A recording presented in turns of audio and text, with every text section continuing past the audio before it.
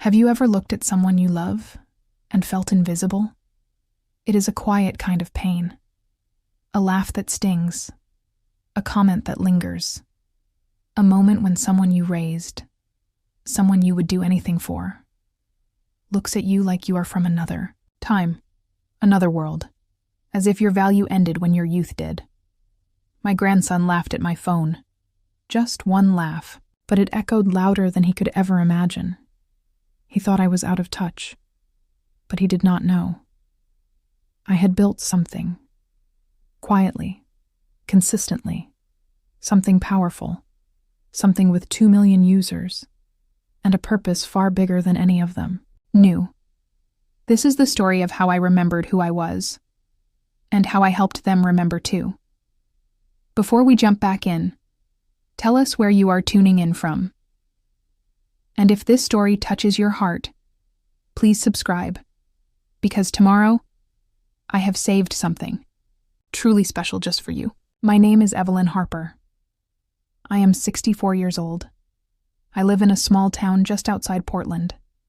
My house is quiet now. My husband passed away 6 years ago. My daughter lives in the city. My grandson, Jamie, visits sometimes, when he remembers. Each morning I wake up early. I sit by the window with my cup of tea. I watch the sun rise over the trees behind my house. There is something peaceful about the light slowly touching the earth. It reminds me that life keeps moving, even when everything feels still. After breakfast, I feed the birds in the backyard. I do it every day.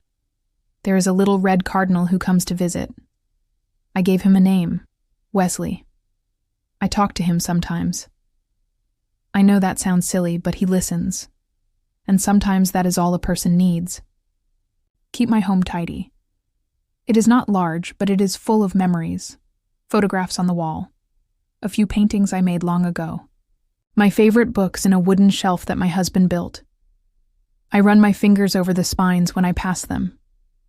It feels like touching time. In the afternoons, I sit at my desk. It is a simple desk, near the back window. That is where I work on my project. Most people in my family do not know about it. They think I spend my days knitting or watching TV. But that is not true. You see, a few years ago, I started building something digital, something for women like me. Women who feel forgotten, women who still have so much to give. I created a mobile application, an app, as people say. I will not tell you what it is just yet. That part will come later. But it is real. And it is mine. Each day, I read messages from people all over the world. Women who feel seen because of what I created. It makes my heart full, but at home no one talks about these things. At family dinners, I bring dessert, not stories. I listen, but I do not always speak. My daughter, Claire, is busy. She is raising Jamie alone. He is 16 now, tall, clever, and full of energy, but also full of opinions. He used to sit on my lap and ask me questions. He used to hold my hand when we crossed the street. Now, he barely looks up from his phone. Sometimes I wonder if he sees me at all. Last Sunday, we all had dinner at Claire's apartment. It was loud, like usual. Jamie had his headphones in until the food was on the table. I made my lemon chicken. It is his favorite. Or at least it used to be. When I placed my phone on the counter, he laughed. "Gran," he said, shaking his head. "What is that? That phone is ancient." Everyone laughed with him. I smiled. Just a small one. I picked up my phone and placed it in my bag. No one asked what I had been doing with it. No one knew that I had just answered a message from a woman in Brazil. She had used my app to share her story with a community of thousands. But that did not matter to them. To them, I was the grandmother with the funny old phone, the one who brought lemon chicken, the one who said, "Oh dear," and folded napkins neatly. That night, I washed the dishes quietly. Jamie played a game in the living room. Claire scrolled through her emails. I stood in the kitchen with my hands in warm water, and I thought, this is my life. It is normal. It is safe. But it is also small. And just for a second, I felt something move inside me. It was not anger. It was not sadness. It was something else. A soft spark. A whisper that said, "They do not know who you are." I dried my hands. I took a deep breath, and I looked at my reflection in the kitchen window. That woman looking back at me had not disappeared. She was waiting. The next morning felt like any other. I woke up just before 6. The sky was still dark, but the birds were beginning to stir. I made my tea. I wrapped my shawl around my shoulders and sat by the window, like always. But something felt different. I could not say what it was. Perhaps it was the silence. Or the way the wind moved through the trees, slower than usual. Or maybe it was me. I picked up my phone and checked my app. There were 3 new messages. One from a woman in Toronto, one from someone in Greece, and one from a lady named Margaret who had just joined. "Thank you for creating this," Margaret wrote. I thought I was alone. I smiled. My hands were still wrapped around my mug, but my heart was already with her. That is what the app was for. A place where women like Margaret, and like me, could be seen. But I did not tell anyone about these messages. Not my daughter, not Jamie. Especially not Jamie. I used to try. A few years ago, I tried to tell Claire about the project. I showed her my sketches, my notes, my plans. She smiled politely. She said it was sweet. She told me to be careful with the internet. After that, I stopped sharing. But now, as I sat in the still morning light, something felt unsettled. I opened the kitchen window. The cold air touched my skin. It woke me up in a way the tea could not. I looked out at the backyard. Wesley, the cardinal, was not there. He always came by now, always. But not today. That is when I felt it again. That small stirring inside, like something had shifted, like something was waking up. I walked around the house checking little things. I straightened the tablecloth. I refolded the towels. I touched the frame of the photo in the hallway. It was a picture of Jamie when he was 8. We were baking cookies. His face was covered in flour. He looked at me like I was magic. That boy was gone now. Later that day, I received a text from Claire. She said she needed help picking Jamie up from school. Of course I said yes. I always said yes. When I arrived, I waited near the school steps. The air smelled like autumn. Dry leaves, soft earth, a little bit of cold. Jamie walked out with a group of friends. He saw me and rolled his eyes. "Gran," he said, "you still use that thing?" He was pointing at my phone again. His friend laughed. "That thing looks like it belongs in a museum." They kept walking. I followed, silent. In the car, Jamie sat beside me with his hood up and his earphones in. He did not speak. I wanted to say something, but the words sat too heavy on my tongue. When we reached his house, he got out quickly. "Thanks," he said without looking. And then he was gone. I sat in the car for a moment, holding the steering wheel. The radio was off. The air was still. That is when it happened. I heard a voice in my mind. My own voice. Quiet, but clear. You do not have to stay small. It felt strange to hear it, but also right. When I drove home, I looked at the world differently. The trees were the same. The streets were the same. But I was not. I walked into my kitchen and made another cup of tea. My hands were shaking, just a little. I sat down, opened my laptop, and looked at the dashboard for the app. 2,016 users. 647 new posts this week. A woman from Norway had just uploaded a poem. Another from India shared a photograph of her painting. I watched the screen and felt my chest rise with something I could not name. Pride, sadness, longing, all of it at once. Then my phone buzzed. A message from Jamie. Left my charger in your car. Can you bring it tomorrow? No, please. No, thank you. Just a demand. I stared at the screen, and I could feel something changing. That night, I could not sleep. I lay in bed with my eyes open, staring at the ceiling. The moonlight poured in through the curtain, soft and silver. The house was quiet. Too quiet. Usually the silence comforts me. It wraps around me like a warm blanket, but not tonight. Tonight, the silence pressed on my chest. It felt heavy, like something was missing or waiting. I got up and walked to the kitchen. I did not turn on the light. I poured myself a glass of water and stood by the window. My reflection looked tired, older than I remembered, and yet, inside me, something young had started to move again. I thought about the app. I thought about the women writing poems and stories and dreams. I thought about Jamie's laugh, and the way it made me feel like I was invisible. I asked myself a question I had not asked in years. Am I really so easy to ignore? The question stayed with me all night. It followed me into the morning. Even while I folded laundry and watered the plants, it sat on my shoulder like a shadow. When Claire called, I tried to sound cheerful. Can you drop off the charger around 3? She asked. Yes, of course, I said. Thank you, Mom. She paused.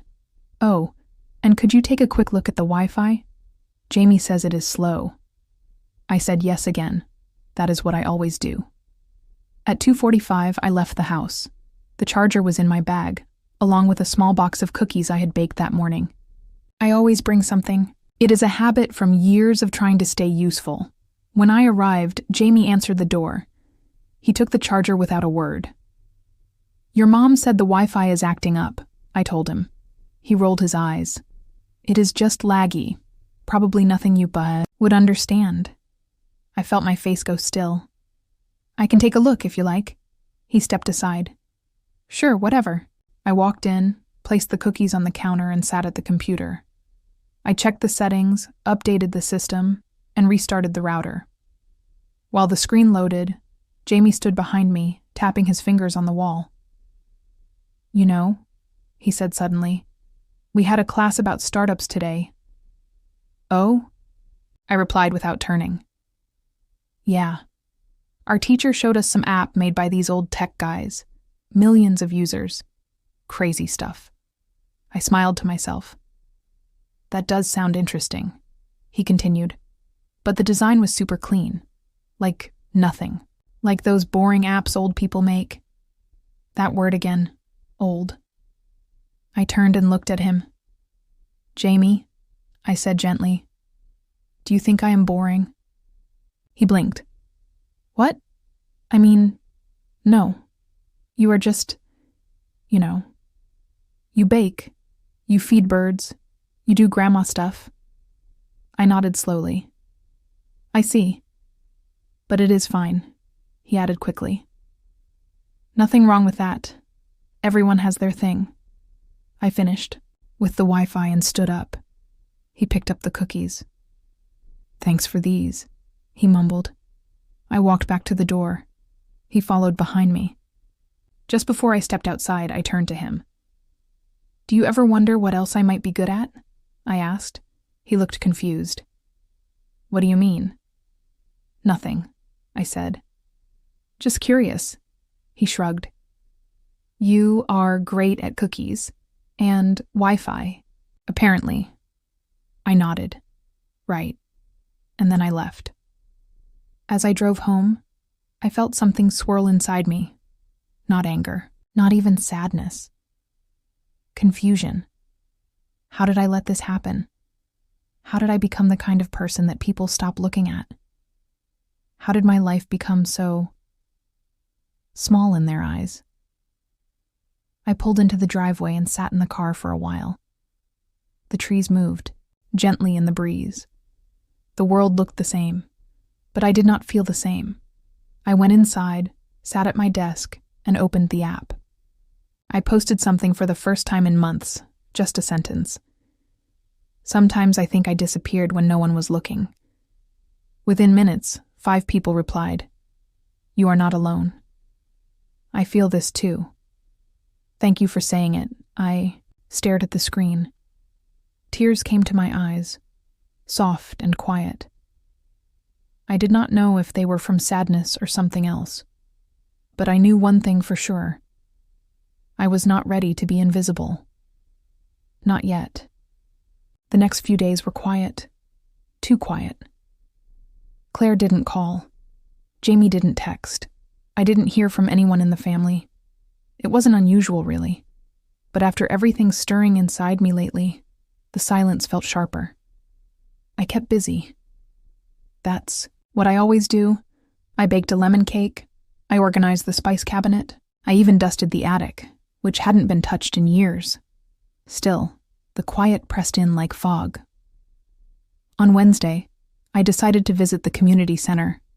There was a watercolor class in the morning. I hadn't been in months. I told myself I was too tired, too old, too behind on things. But the truth was, I had just gotten used to staying small. When I walked in, a few women greeted me warmly. "Helen, haven't seen you in a while." I smiled and took a seat. I picked up a brush. The soft movement of paint on paper was comforting, almost like breathing.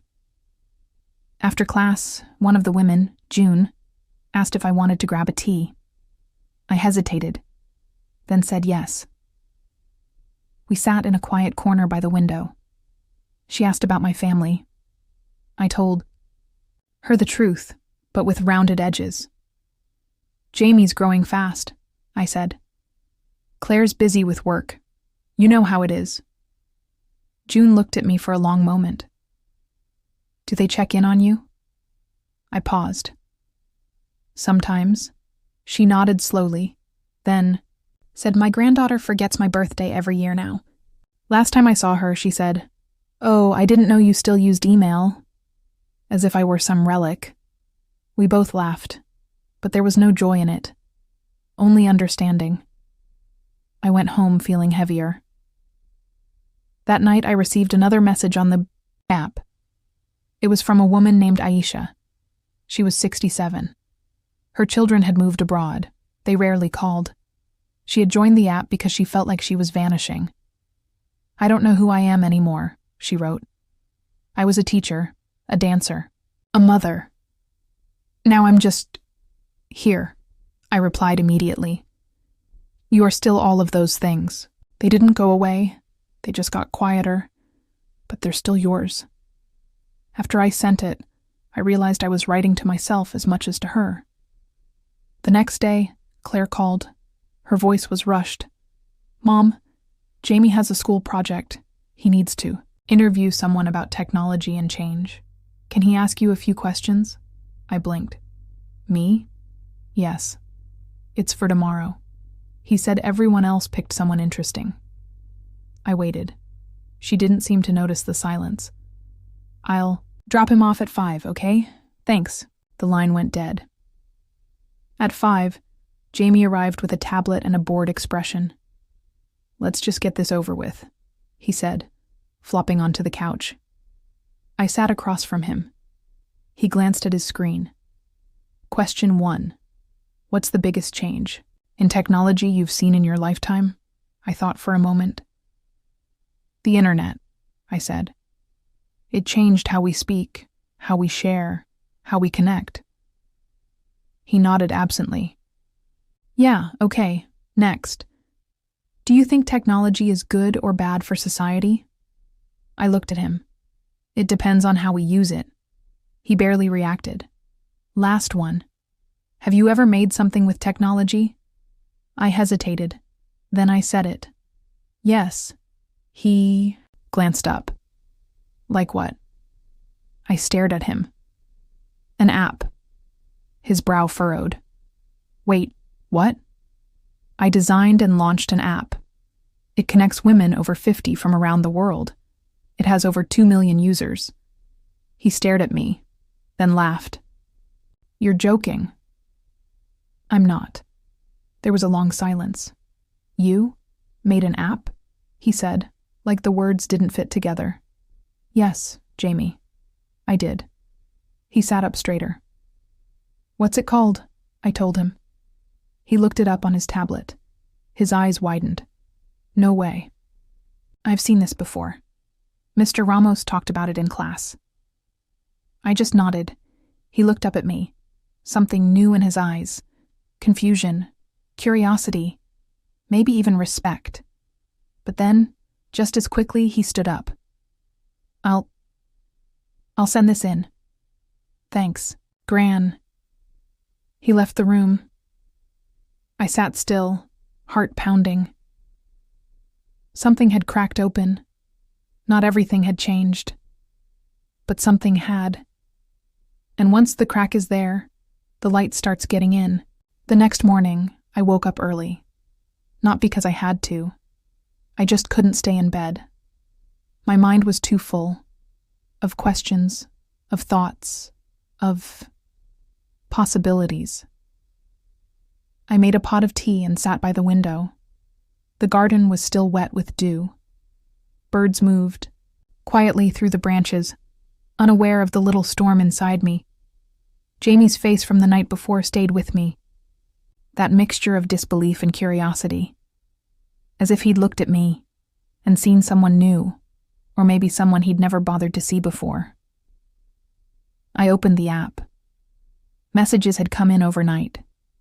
One said, "Your words yesterday stayed with me. I feel less alone today." Another simply read, "Thank you." I stared at the screen for a long time.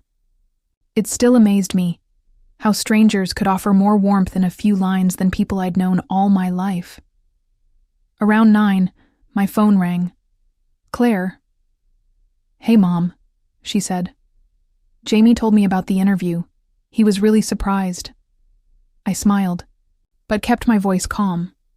"Yes, I noticed. You really made an app?" "I did." There was a pause. "You never mentioned it. You never asked." That silence again. "Well, that's impressive," she said, sounding unsure. "Maybe you can show me sometime." "I'd like that." She cleared her throat. "Listen, I was thinking, Jamie's got a school tech fair next week. He needs a mentor for the project. Would you want to help?" I blinked. "Are you sure?" I asked carefully. "Honestly?" "He asked for you." That surprised me. "Then yes," I said. "I'd love to." After the call, I sat quietly for a while. My fingers traced the rim of my teacup. I felt something warm in my chest. Not pride exactly. Not yet. But something close to it. That afternoon, Jamie came over with a notebook and a messy backpack. "Hi," he said, standing in the doorway like he wasn't sure if he was welcome. "Come in," I said, stepping aside. "I've got tea and snacks." He mumbled something that might have been thanks and dropped his bag by the sofa. "I need to make a basic app," he said. "Nothing crazy. Just something to show how it works." I nodded. "Do you have an idea?" He hesitated. "Well, maybe something for people who want to swap books, like a little library tracker." I smiled. "That's a good idea. Want to sketch it out?" He looked relieved. "Yeah." We sat side by side at the table. I helped him draw boxes, arrows, notes in the margins. His handwriting was crooked, his lines rushed, but his mind was sharp. He was really thinking. "Why did you make your app?" he asked suddenly. I looked at him. Because I was lonely, and because I thought maybe, just maybe, other women were lonely too. He was quiet for a moment. Then he said, "That's kind of cool." I felt something shift right then. Subtle, but real. Respect is quiet when it first arrives. It doesn't announce itself with trumpets. It comes in through the side door, in small words like, "Cool." We worked for 2 hours. He got excited. He forgot to be sarcastic. He even smiled. When it was time for him to leave, he packed up his bag and turned to me. "Thanks, Gran." "You're welcome, Jamie." He paused. "You're not what I thought." I raised an eyebrow. "What did you think?" He looked down, embarrassed. "I don't know. Just old people stuff," laughed softly. "I do like tea and baking, but that's not all I am." He nodded. "Yeah, I get that now." After he left, I sat at the table, still surrounded by our notes. The sun was lower in the sky, casting golden stripes across the paper. I didn't know what tomorrow would bring. But I knew this. Something had begun to change. Not just in Jamie. In me, too. For the first time in years, I felt like I was unfolding again. Like a letter that had been sealed too long, finally being read. A few days later, I pulled a dusty photo album off the top shelf of the hallway closet. It had been years since I'd looked through it. Maybe more. The cover was worn, the edges frayed, but as I flipped it open, the past came rushing back like a warm breeze through a forgotten window. There I was, age 23, standing in front of my first job at the library, holding a stack of returned books and laughing at something someone had said. My hair was longer then, my eyes brighter maybe. But the spirit, that hadn't gone anywhere. Not really. Page after page, I met myself again. There were photos from community events I'd organized, women's leadership groups, computer classes. I had helped set up for seniors long before tablets were a thing. I hadn't just existed. I had created, built, led. I had mattered. And yet somewhere along the way, I let it all shrink into the background. Let myself be seen only as Mom, or Gran, or retired Helen. I closed the album, holding it to my chest. That woman was still inside me, and I wasn't going to keep her buried anymore. Later that afternoon, I walked to the local cafe. A new one had opened, sleek, full of plants, with jazz playing softly. I'd always passed it on my way to the store, thinking it was for the younger crowd. But today, I walked in. The barista smiled at me. "Welcome. What can I get started for you?" I ordered a chai latte and took a seat near the window. I pulled out a notebook and began jotting down ideas. Not for the app, I had a small team helping, with updates now, but for something else. A workshop, something small, just a trial. A space where older women could come, share their stories, maybe learn basic tech skills or just talk. A room where we wouldn't feel invisible. By the time I finished my drink, I had 3 pages full of scribbles. It felt like my brain had been asleep for years and suddenly woken up, stretching its limbs, eager to move. That evening, Claire called again. "Jamie told me about the project," she said. "He was so proud. He even mentioned you in class." "Did he?" She laughed lightly. "His teacher emailed to say Jamie referenced your app as an example of community impact, said it was a highlight." I felt something flutter in my chest. A rare softness. "He's a smart boy," I said. Claire hesitated. "I guess I didn't realize you'd done so much. You never really talk about it." "I used to," I said. "But somewhere along the line, people stopped listening. Or maybe I stopped expecting them to. I'm sorry, Mom." It wasn't a dramatic apology, just a soft sentence in the middle of a conversation. But it landed gently. "Thank you," I said. There was a pause. Then she added, "Maybe you could help me set up that budgeting app you mentioned last year. The one for freelancers?" I smiled. "I'd love to." When we hung up, I felt something settle in me. Not everything was fixed, but something small had repaired, and sometimes that's how healing begins. Not with loud declarations, but with quiet recognitions. I spent the rest of the evening preparing a flyer for my workshop. Nothing fancy, just a simple poster with bold letters, "Reclaiming Our Voices, a Gathering for Women, 50 plus. Tea, conversation, connection, tech optional." I printed 10 copies. The next morning, I pinned one up at the community center, another at the cafe, and gave one to June from my painting class. "About time someone did this," she said, beaming. That evening, I sat down with a second album. This one had pictures of Claire as a little girl, her missing teeth, her awkward school portraits, her homemade birthday crowns. I smiled at them all. I didn't need her to be perfect. I just wanted her to remember who I had been, who I still was. And slowly, just maybe, she was. The morning of the workshop, I felt a nervous flutter in my stomach. It had been years since I had done something like this on my own. I worried if anyone would come at all. After all, I was just a woman who had been retired for a long time. The community center was quiet when I arrived. The walls were pale blue, and the sunlight poured through the windows in warm streams. I arranged chairs in a circle and placed a pot of tea and some cookies on the small table in the corner. Glanced at the flyer I had made.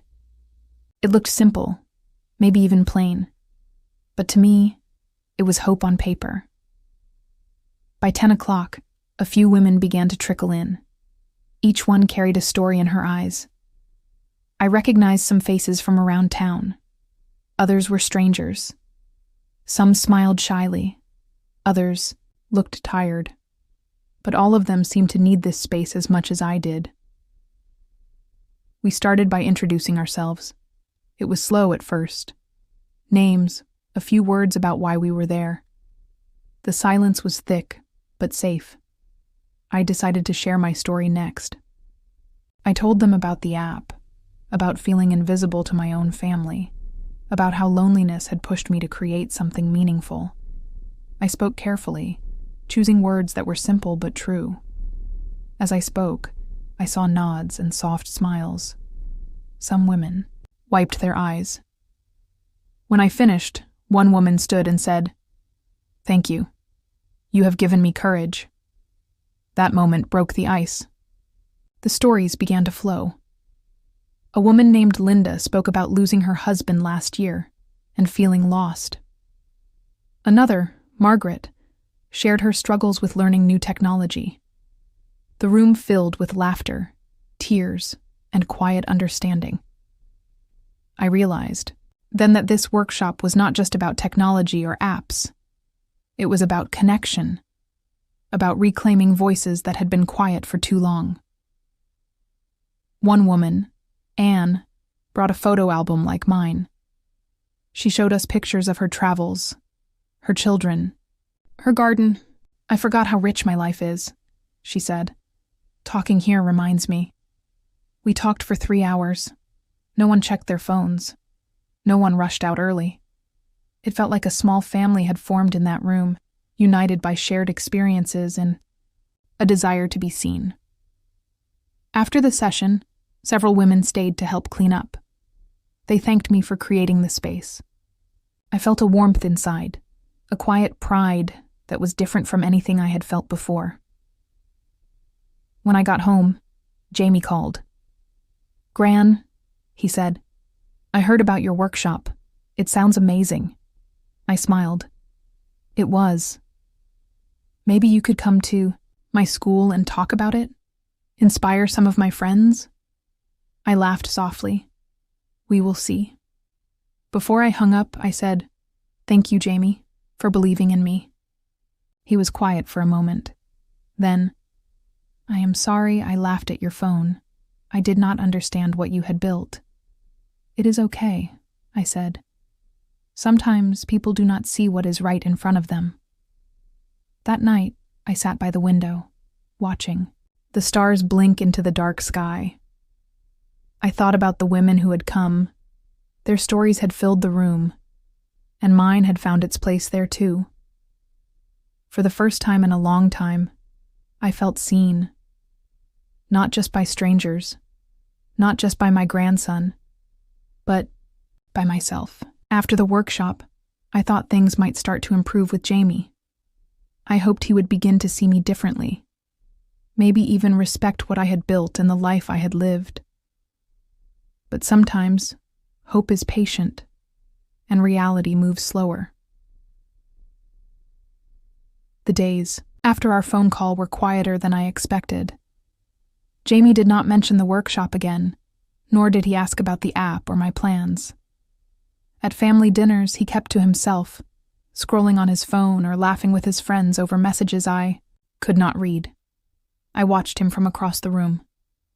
He seemed so far away, like a boy on the edge of a different world I could not reach. I wondered if he really understood me, or if my stories and accomplishments were just invisible to him, like shadows that faded when he looked directly. One afternoon, I tried to bring up the app while Jamie and Claire were visiting.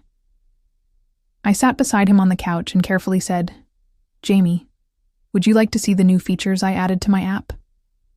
He looked at me, then at his phone, and shook his head. "Not really, Gran. It is not my thing." His words stung. I swallowed the sharp feeling in my throat and tried again. "Maybe you could help me test it. You are good with phones. I could use your advice." He shrugged and gave a half smile. Maybe later. Later never came. The distance between us grew as invisible as fog. I could feel it every time I spoke and he did not answer or when his eyes flicked away from mine. It was a quiet kind of sadness that settled deep inside, like a cold room with no windows. That evening, I sat alone in my living room. The silence was thick. I thought about the woman I had been, the young, hopeful girl in the photo album. How had I become someone so easy to ignore? I reached for my journal and wrote, "I feel like a stranger in my own family." Tears came, slow and steady. I let them fall without shame. It was in that quiet moment that Claire walked in. She sat beside me, her eyes soft. "Mom," she said gently, "I know it has been hard. Jamie is just complicated." "Complicated," I whispered. "That is one way to say it." She nodded. "He does not mean to hurt you. He is still learning how to be a good grandson." I looked at her, searching for the daughter I knew beneath the tired smile. "And what about you, Claire? Do you see me?" She hesitated, then took my hand. "I do. More than you think." That small truth warmed me like a fragile fire in the cold night. Still, I knew I could not wait forever for them to understand. I needed to find strength inside myself. I needed to remind myself that my worth was not tied to their approval or attention. The next day, I signed up for a local women's leadership course. It was just once a week, but it felt like a lifeline. The women there were from different backgrounds, each carrying their own stories of struggle and triumph. We spoke about goals, setbacks, and dreams deferred. I began to see myself in a new light, not as someone fading away, but as someone who still had battles to fight and victories to claim. One afternoon, after a particularly inspiring class, I came home to find Jamie's backpack by the door and a note on the kitchen table. It was short. "Gran, I downloaded your app. I want to learn more." I read the note twice, my heart beating fast. It was not much, but it was something. That evening, Jamie sat next to me on the couch. This time, he opened the app on his phone and pointed at the screen. "Show me how this works." I smiled, feeling a fragile hope grow inside. Sometimes, love and understanding take time. Sometimes the distance is long, but the journey back is possible. And I was ready to take that first step. After Jamie showed interest in my app, I hoped things would get easier between us. But my mind would not rest. I could not stop thinking. Every day, my thoughts circled around him, around us, and around everything I wished I could change. I kept replaying the moments when he laughed at my phone. That simple, careless laugh had hurt more than I expected. It was not just about the app. It was about feeling unseen, like my efforts did not matter. I wondered if he understood the years of work and hope behind that little device. At night, when the house was quiet, my mind grew loud. I thought about the past, about the times I had tried to be close to Jamie and had been pushed away. I remembered his sharp words, the way he looked at me sometimes, as if I was from a different world. I felt tired and confused. Was I asking too much? Was I expecting love and respect that would never come? My heart ached with doubt. I tried to focus on other things, on my writing, on the women's leadership course, on the stories shared in the workshop. But my thoughts always returned to Jamie. I wanted to understand him. I wanted to believe that he cared. One afternoon, I found myself staring out of the kitchen window. The sky was gray and the wind whispered through the trees.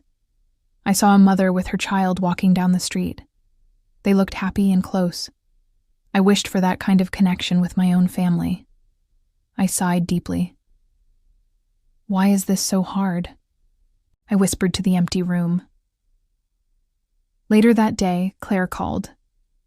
We talked for almost an hour. She told me about her work and how difficult things were for her too.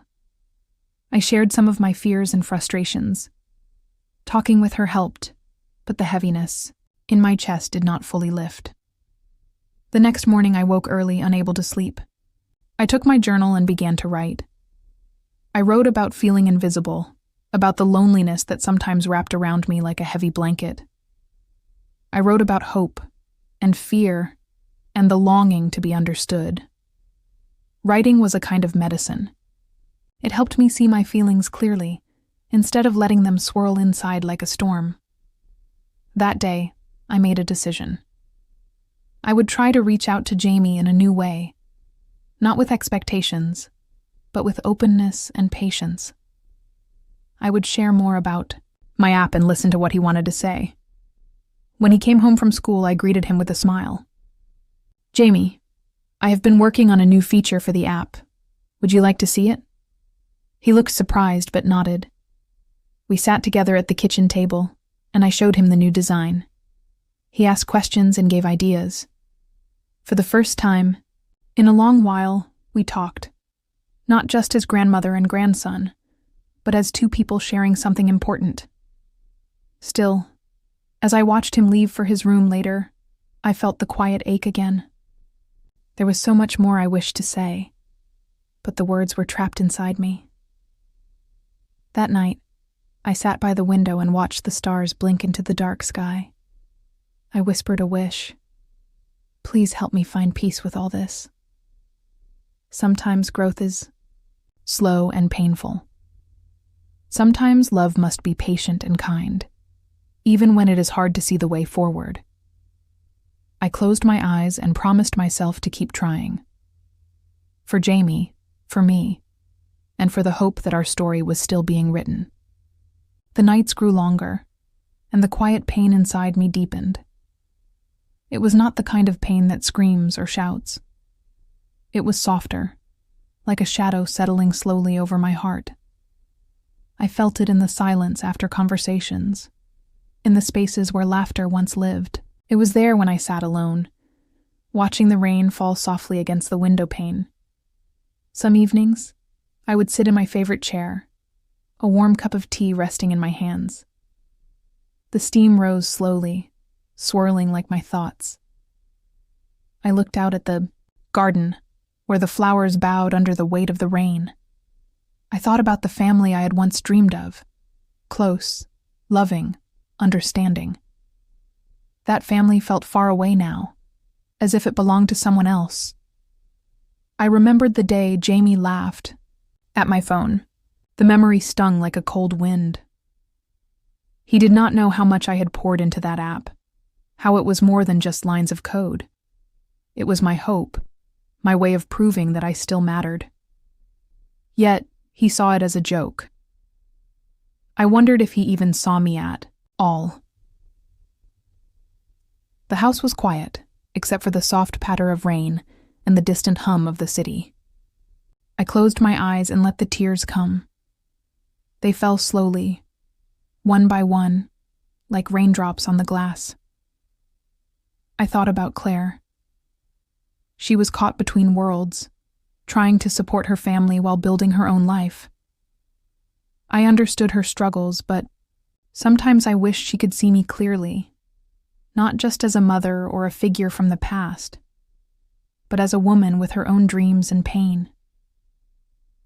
That night, I found myself reaching for my phone to call an old friend, someone who had always been there when I needed to talk. Her voice was calm and kind, a balm to my restless heart. "I feel so alone," I whispered. "You are not alone," she said gently. "Sometimes pain is quiet because it is too deep to shout. But it is there, and it is real." We talked for a long time. I told her about Jamie, about the workshop, about the app. She listened without judgment. Her words helped me feel less invisible. After we hung up, I sat in the dark, the phone still warm in my hand. The quiet pain did not disappear, but it softened. It became something I could carry, not something that crushed me. The next day, I decided to write a letter, not to send, but to pour out my feelings on paper. I wrote to Jamie, telling him how much I loved him, how much I wanted to be close. I told him about my hopes and fears, about the pain his laughter had caused. I did not expect him to read it. It was for me. Writing made the pain clearer, easier to understand. It was a step toward healing, even if it felt small. That afternoon, I walked slowly through the garden. The rain had stopped, and the earth smelled fresh and clean. The flowers, though bent, were still beautiful. I thought about how life could be like that, bent by storms but still standing, still growing. I smiled softly to myself. I was still here. I was still fighting. Sometimes the quiet pain is the hardest to bear. It is the pain of being unseen, unheard, and misunderstood. But it can also be a sign that something is changing inside. I was learning to hold that pain with kindness, to let it shape me but not define me. And slowly, I was finding a way to hope again. The quiet pain inside me grew heavier each day, and I knew I could not carry it alone any longer. I needed an answer. From Jamie, from myself, from the life we had shared, and the future that felt so uncertain. The questions inside me would not rest. I wanted to understand what he really thought about me, about my app, and about the distance that had grown between us. One evening, after dinner, the house was calm. Jamie sat at the kitchen table, scrolling on his phone. I took a deep breath and decided it was time. I could not keep hiding behind my fears. "Jamie," I said softly, trying to keep my voice steady. "Can we talk for a moment?" He looked up, surprised. His eyes searched mine, and for a moment, I saw something I had not seen before. Curiosity, maybe even a little concern. "I want to ask you something important," I continued. "When you laughed at my phone, did you mean to hurt me?" Jamie paused. He looked away, then back. "I did not mean to hurt you, Grandma," he said quickly. "I was just surprised. It looked different from what I expected. But it did hurt," I said quietly. "I worked hard on that app. It means a lot to me." And your laughter made me feel small, like my efforts do not matter. He did not answer. The silence stretched between us, thick and uncomfortable. I could feel my heart beating fast, but I forced myself to stay calm. Jamie, I want us to have a better relationship, but I need honesty. Do you think I am boring? Irrelevant? His eyes softened, and he sighed. No, Grandma. I do not think. You are boring. I was wrong to laugh. I just did not understand before. I nodded slowly. His words were a start, but I needed more. Will you help me with the app? Teach me about the things you like? Maybe we can work on it together. Jamie looked surprised but smiled. Okay, I will try. That night, I felt a small light inside me, a fragile hope. Maybe, just maybe, this was the beginning of something new. But the next morning, things felt different. Jamie was quieter than usual. When I asked about school, he gave short answers. The warmth from the night before seemed to fade like mist in the sun. I waited for him to come home after school, my heart heavy with worry. When he finally walked through the door, I decided to ask the question that weighed most on my mind. Jamie, is there something you are not telling me? Something I should know? He looked at me, eyes filled with uncertainty. I do not know how to say this, he began. There are things happening at school, things about friends and pressures. I did not want to worry you. I reached out and took his hand. You can tell me anything. I am here for you. He hesitated, then whispered, I feel like I have to be someone I am not, like I am pretending to fit in. Sometimes it is hard to be myself. My heart ached for him. I understood that feeling well. Pretending, hiding parts of yourself, it is a heavy burden. Thank you for telling me, I said. You do not have to pretend here. You can be yourself with me. For a moment, I saw relief in his eyes. But soon, the shadows of doubt returned. That night, I could not sleep. I lay in bed thinking about all the times we had failed each other, the missed chances, the quiet misunderstandings. I wondered if things would ever be different. The next morning, I found myself staring out the window again. The sky was pale and gray, matching the heaviness in my chest. I need an answer, I whispered to myself. Not just from Jamie, but from life, from myself. Sometimes answers do not come easily. Sometimes they come wrapped in silence, in slow steps, in small moments of courage. I realized I had to be patient, not only with Jamie, but with myself. I had to be strong enough to face the uncertainty and brave enough to keep asking the hard questions. That day, I made a promise. I would not give up on Jamie. I would keep reaching out, keep trying to bridge the gap between us. Because love is not always easy, but it is worth fighting for. And as the sun broke through the clouds, a quiet strength grew inside me. I was ready to face whatever came next. Because sometimes, needing an answer means finding the courage to ask, again and again. The truth came to me slowly, like a sunrise breaking through thick clouds. It was not a sudden moment of clarity, but a quiet, painful understanding that settled in my heart and mind. I finally understood the reasons behind Jamie's laughter, the distance between us, and the secret he had been keeping all along. One afternoon, Claire came to visit.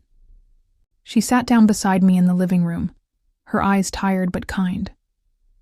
I had known for some time that she carried burdens of her own, but that day she spoke with a calm seriousness I had never heard before. Helen, she said softly, there is something you need to know about Jamie. I looked at her, my breath catching. I waited, feeling a mixture of fear and hope. He has been struggling with bullying at school, Claire explained. Some of the kids make fun of him because of who he is, where he comes from. They do not understand him, and it has been hard for him to talk about it. I nodded slowly, absorbing her words. Suddenly, Jamie's laughter at my app made a different kind of sense. It was not about the app itself, but a mask for his pain, a way to hide the hurt inside. Claire continued, "He feels ashamed sometimes. He does not want to disappoint you or anyone else. That is why he pretended not to care. He is scared." Tears filled my eyes. I had never imagined Jamie was facing such battles. The laughter, the silence, the cold distance. They were all part of a struggle I had not seen. "I did not know," I whispered. "I thought he was just being disrespectful or careless. I did not understand how hard it must be for him." Claire reached out and took my hand. "You both have been hurting, but now you can help each other." That evening, I sat with Jamie in the quiet kitchen. I told him what Claire had shared, and I watched as his eyes filled with tears. For the first time, he did not hide behind jokes or silence. He let the pain show. "I am sorry," he said. "I did not want to make you feel bad. I just did not know how to say it." I held his hand tightly. "You never have to hide from me. I love you, and I am here." That night, something changed. We talked late into the evening, sharing our fears and hopes. I showed him the app again, explaining how it was a part of me, a part I wanted to share with him, not hide. Jamie smiled, genuinely this time. "I want to learn about it. I want to help." The walls between us began to crumble, brick by brick. I finally understood that love is not perfect or easy. It is patient, kind, and brave enough to face the truth, no matter how painful. The next days were not without challenges. Jamie still struggled at school, and I still worried.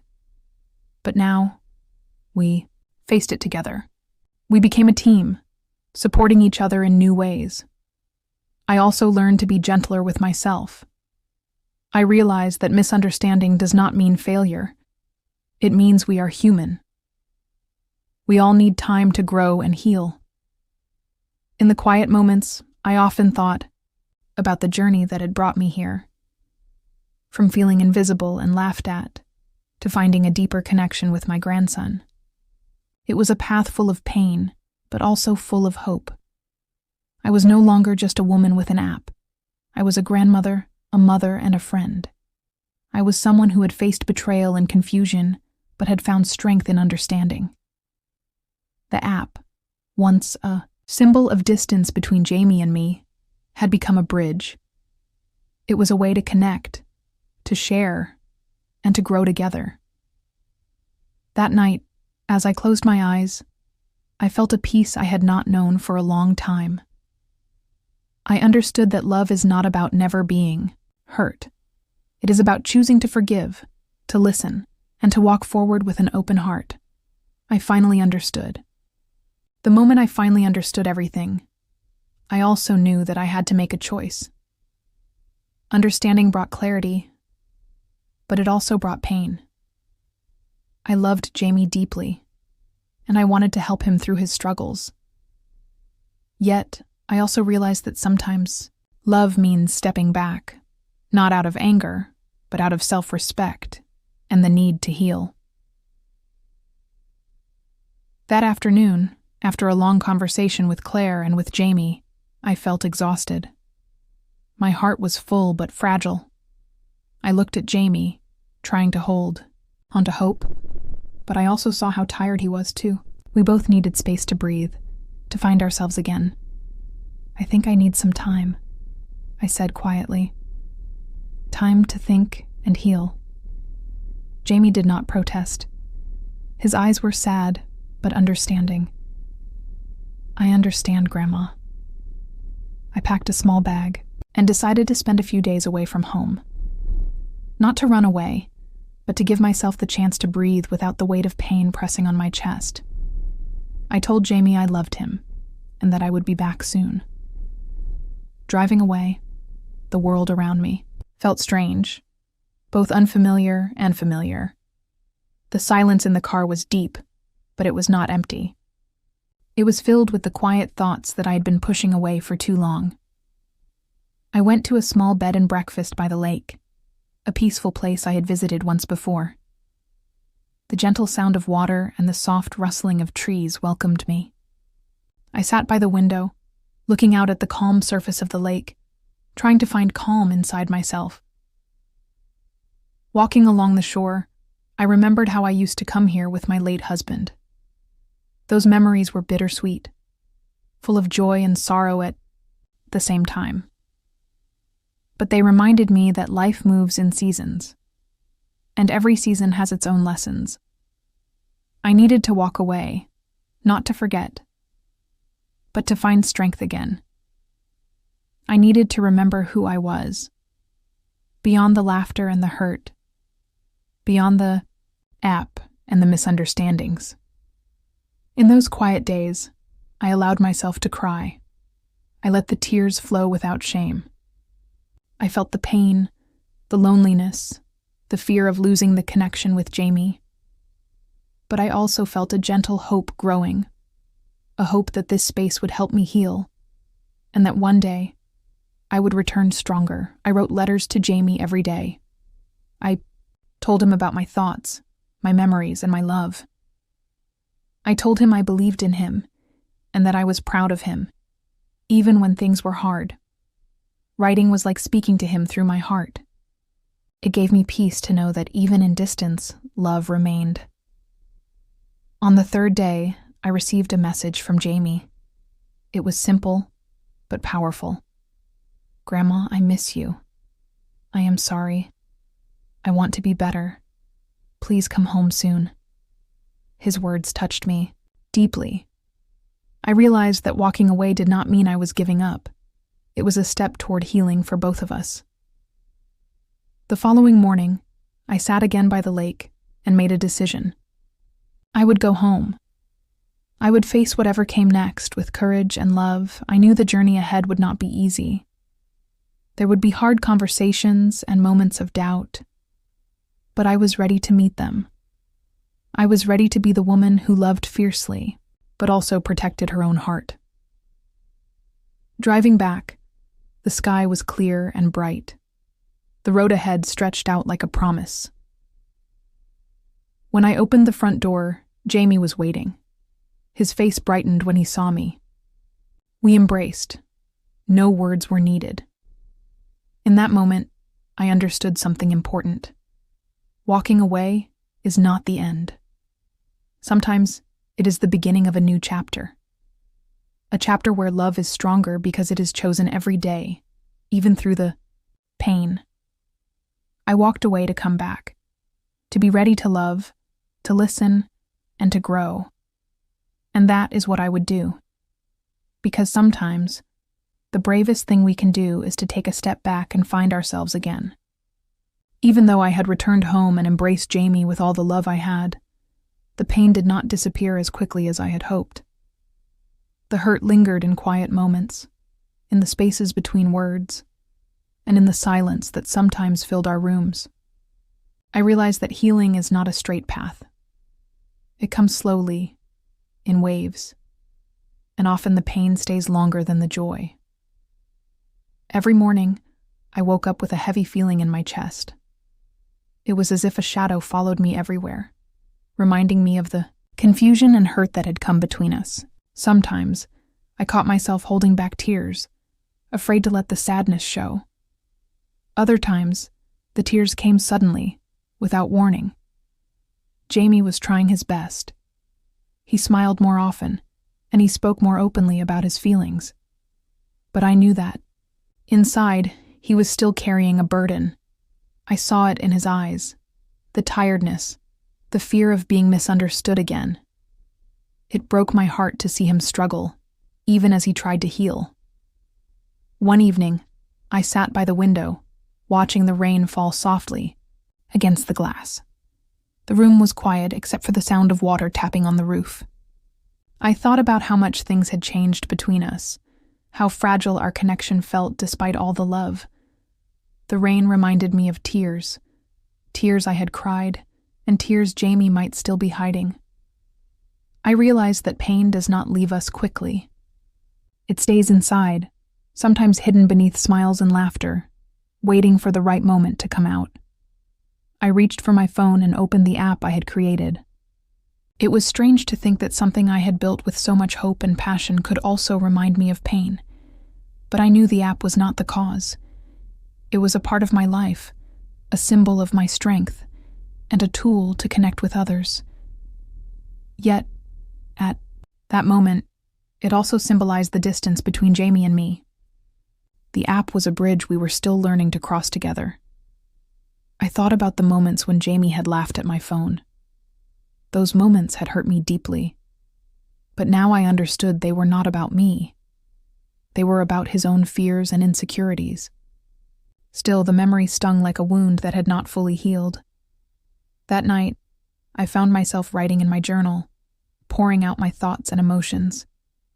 Writing was a way to release the pain, to give it a voice when speaking aloud felt too hard. I feel broken, I wrote.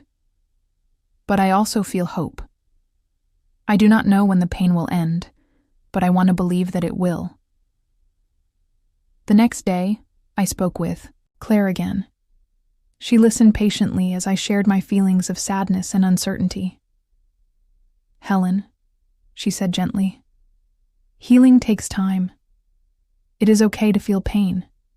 It means you are human, and you are caring deeply. Just remember, you are not alone." Her words comforted me. I realized that I did not have to carry the pain by myself. I had friends, family, and even strangers who believed in me and my journey. Slowly, I started to open my heart more, to Jamie, to Claire, and to myself. I allowed myself to feel the pain without judgment. I learned that pain and love can exist together, even when they seem to oppose each other. In the quiet moments, I practiced patience, with Jamie, with myself, and with the process of healing. I reminded myself that every small step forward was a victory. One afternoon, Jamie came to me with a small drawing he had made.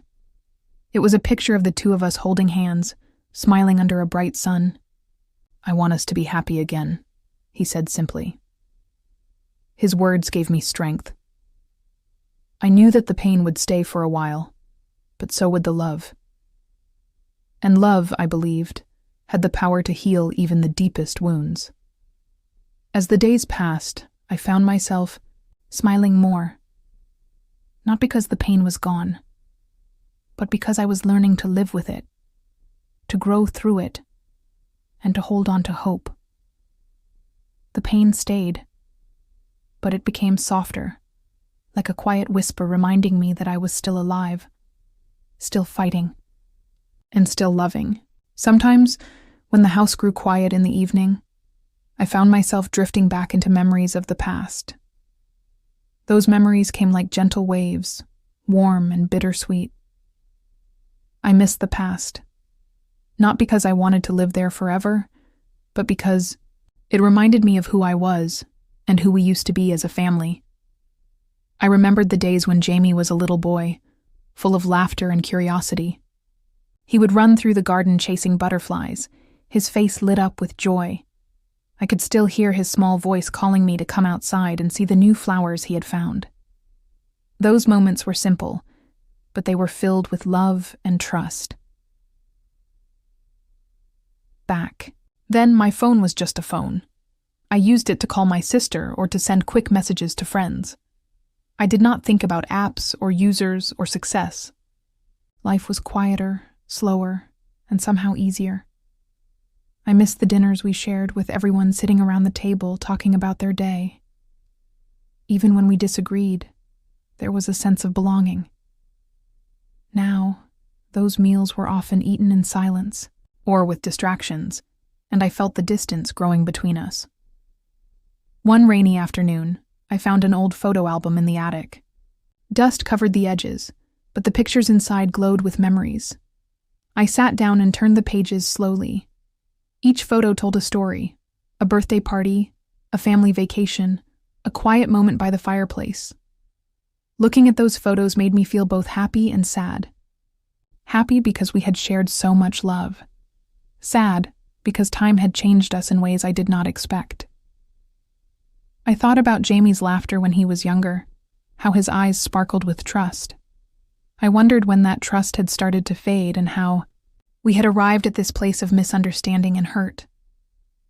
I also remembered my own dreams I had put aside for the sake of family and stability. The app, which had become such a big part of my life, was born from those dreams. It was my way of proving to myself that I was still capable of creating something meaningful. Sometimes I questioned if I had lost too much by chasing those dreams. Had my focus on the app taken me away from Jamie? Had I missed signs that he was struggling? These questions did not have easy answers. They weighed on my heart. But I knew I couldn't change the past. I could only learn from it. As I sat by the window, watching the rain fall softly on the garden, I made a silent promise to myself. I would honor the past by holding on to its lessons, but I would not live there. I would use those memories to guide me forward, to rebuild trust and love. I thought about the ways I could reconnect with Jamie. Maybe we could share stories from the past, laugh at old jokes, or simply spend time together without distractions. I wanted to remind him and myself that beneath all the challenges, we were still family. That evening, I called Jamie. His voice sounded tired but warm. "Grandma," he said, "I found my old toys in the closet. They reminded me of when I was little. Maybe we could play sometime?" His words touched me deeply. It was a small step, but it meant so much. I smiled and said, "I would love that, Jamie. Let us remember the good times and make new memories too." We agreed to spend the weekend together, just the two of us. No phones, no apps, no distractions, just time to be with each other. As I hung up the phone, I felt a flicker of hope. The past was a treasure chest of love and memories, but the present was where we could build our future. I knew that healing would take time, but I was ready to take that journey, with patience, with love, and with the courage to face whatever came next. Because sometimes, missing the past is not about longing to return. It is about remembering the love that once was, so we can find it again in new ways. And that is exactly what I intended to do. When the weight of my thoughts grew too heavy, I knew I needed someone to listen, someone who could understand without judging. That is why I called Emily, my oldest friend. She had known me through all the ups and downs of life, from raising my children to starting my app. More than anything, she had a gentle way of helping me see things clearly when I felt lost. We met one bright Saturday morning at a small cafe near the park. The sunlight filtered through the windows, casting a warm glow over the table where we sat. Emily smiled as she reached across the table and took my hand in hers. "Helen," she said softly, "you do not have to carry this alone. Tell me what is on your mind." I took a deep breath and began to speak. I told her about the distance growing between Jamie and me, about the pain I felt when he laughed at my phone, and about the fear that maybe I was losing him. I spoke of the app, the secret I had kept, and the hope I held onto that one day he would understand. Emily listened carefully, nodding in all the right places. When I finished, she gave me a look full of kindness and wisdom. "You have been so strong," she said. "You built something incredible. But strength is not just about what we create. It is about the courage to be vulnerable and to ask for help when we need it." Her words touched me deeply. It was true. I had always thought I needed to be strong on my own, but maybe real strength was in letting others share the load. We talked for hours. Emily shared stories from her own life. moments when she had struggled and how she found peace by opening up to friends and family. She reminded me that healing is not a race, and that every step, no matter how small, is important. One thing she said stayed with me. You and Jamie have a history full of love. That love is still there, even if it feels hidden now. It just needs time and patience to grow again. I realized then that I had been so focused on the pain and confusion that I had forgotten to see the love that still existed between us. I had been waiting for Jamie to change first, but maybe I needed to start by changing myself, by being more open, patient, and forgiving. Emily suggested something that surprised me at first. She said, "Why not invite Jamie to help you with the app? Not just as your grandson, but as a partner. It might be a way for you to connect through something you both care about." At first, I was unsure. The app had been my secret, my pride. But the idea of sharing it with Jamie, of working, side by side, felt like a bridge, something real that could bring us closer. We made a plan. The next time Jamie came over, I would ask him to sit with me and look at the app. I would show him what I had built, how many people used it, and why it meant so much to me. I wanted him to see not just the technology, but the heart behind it. Before I left the cafe, Emily gave me a warm hug. "You are not alone, Helen. Remember that. You have friends who believe in you." Walking home, I felt lighter. The burden I had carried was still there, but it no longer seemed so heavy.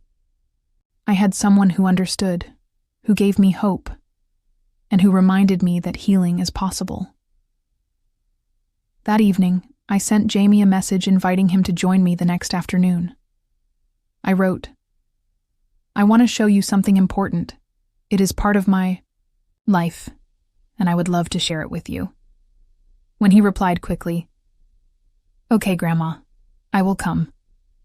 My heart felt full. It was a small moment, but it meant the world to me. I prepared the living room, making it cozy and comfortable. When Jamie arrived, I greeted him with a smile and a hug. We sat down together, and I opened the app on my phone. I began to explain how I had started it, the challenges I faced, and the people who used it every day. Jamie listened closely, his eyes wide with interest. For the first time in a long time, I saw a new light in him, a mixture of respect and curiosity. He asked questions, and I answered honestly, sharing both my struggles and my successes. We spent hours talking, laughing, and sometimes sitting quietly. The distance between us felt smaller, replaced by a growing connection. That day, I learned something very important. Sometimes the first step to healing is simply to reach out, to trust again, and to let others in. And with that trust, the heart begins to heal. I was ready to take more steps, knowing I was not alone, and that love, even when tested, could still grow stronger. There comes a moment in life when saying goodbye is necessary, even when the heart wants to hold on. I did not expect that moment to come so soon, but when it did, I knew it was time. Saying goodbye was not about bitterness or anger. It was about acceptance and peace. It was about letting go of what no longer served me and making space for something new. After our talk about the app, I hoped things would change between Jamie and me. I believed that sharing my world with him might bring us closer. For a while, there was hope. He seemed interested and even asked questions. But slowly, the old walls returned. The laughter that once sounded like mockery crept back. The distance grew again. It was painful to see, but I could not force someone to change. I realized that sometimes people need to find their own way, and that path might lead them away from us. I had to accept that I could not fix everything or everyone. One afternoon, after Jamie left my house, I sat alone in the living room, feeling the silence surround me. I thought about the years we had shared and the dreams we had once had. I thought about the laughter and the tears. And then I made a decision. I needed to say goodbye. Not to Jamie, but to the version of our relationship that could no longer grow. I wrote him a letter. Writing gave me a way to speak honestly, without interruption, and to express feelings I found hard to say aloud. In the letter, I told Jamie that I loved him, and always would. I explained that I understood he needed space to grow and find himself. I said that I hoped one day we could meet again as different people, with new understanding and respect. But for now, I needed to let go. Not because I wanted to lose him, but because I wanted to protect my heart. Writing the letter was both painful and healing. It felt like closing a chapter in a book, one filled with both joy and sorrow. I folded the paper carefully and put it in an envelope. I did not send it immediately. Instead, I kept it close, reading it when the sadness grew too heavy. Saying goodbye did not mean forgetting. It meant honoring what we had and acknowledging the truth. It meant being brave enough to move forward, even if the path was lonely. The days after writing the letter were quiet. I spent time reflecting on my own needs and desires. I reminded myself that I was more than a grandmother or an app creator. I was a woman with dreams, hopes, and the right to happiness. I reached out to other family members and friends, seeking connection and support. I joined a local book club and started volunteering at the community center. These small steps helped me rebuild a sense of belonging outside my family circle. At the same time, I continued to work on my app, not for approval or recognition, but because it brought me joy and purpose. I knew that success was not measured only by the number of users, but by the fulfillment it gave me. One afternoon, as I sat in the park watching children play, I felt a gentle peace settle inside. The sun was warm on my face, and the breeze whispered through the trees. I realized that saying goodbye had freed me in a way I had not expected. It had opened space for healing and new beginnings. I understood that goodbyes are not always endings. Sometimes they are the start of a new journey, a journey toward self-love and strength. That night, I finally sent the letter to Jamie. I prayed he would understand someday. Until then, I would hold on to hope and continue to live my truth. Saying goodbye was one of the hardest things I ever did, but it was also one of the most important. Because in letting go, I found the courage to live again. The silence in the house was different after I sent that letter to Jamie. It was not the silence of waiting or hope, but a quiet emptiness that settled deep inside. I was alone now. Not just in the rooms around me, but in a way I had never truly been before. The people who once filled my days with noise and activity were distant. Jamie's absence was the loudest part of all. At first, the loneliness felt heavy and cold. Some nights I lay awake, staring at the ceiling, feeling the emptiness press down on my chest. I missed the sound of his voice, the familiar presence of family. I wondered if I had made a mistake by saying goodbye. What if I had given up too soon? Yet, in the stillness, I began to notice something I had not seen before. Without the distractions of noise and conflict, I could hear my own thoughts. Clearly, I could feel my own heart beating steadily. I was alone, yes, but I was still here. I was still breathing, and I was still myself. The first morning after that night of restless sleep, I stood by the window with a cup of tea. The sun was just rising, painting the sky with soft pinks and oranges. I watched birds flutter from tree to tree, free and unafraid. I felt a small spark inside me, the beginning of something new. Being alone did not mean being broken. It meant having the space to heal, to reflect, and to grow. It meant learning to enjoy my own company, to find peace in moments without distraction. I started to take small walks around the neighborhood. The world seemed bigger and brighter than before.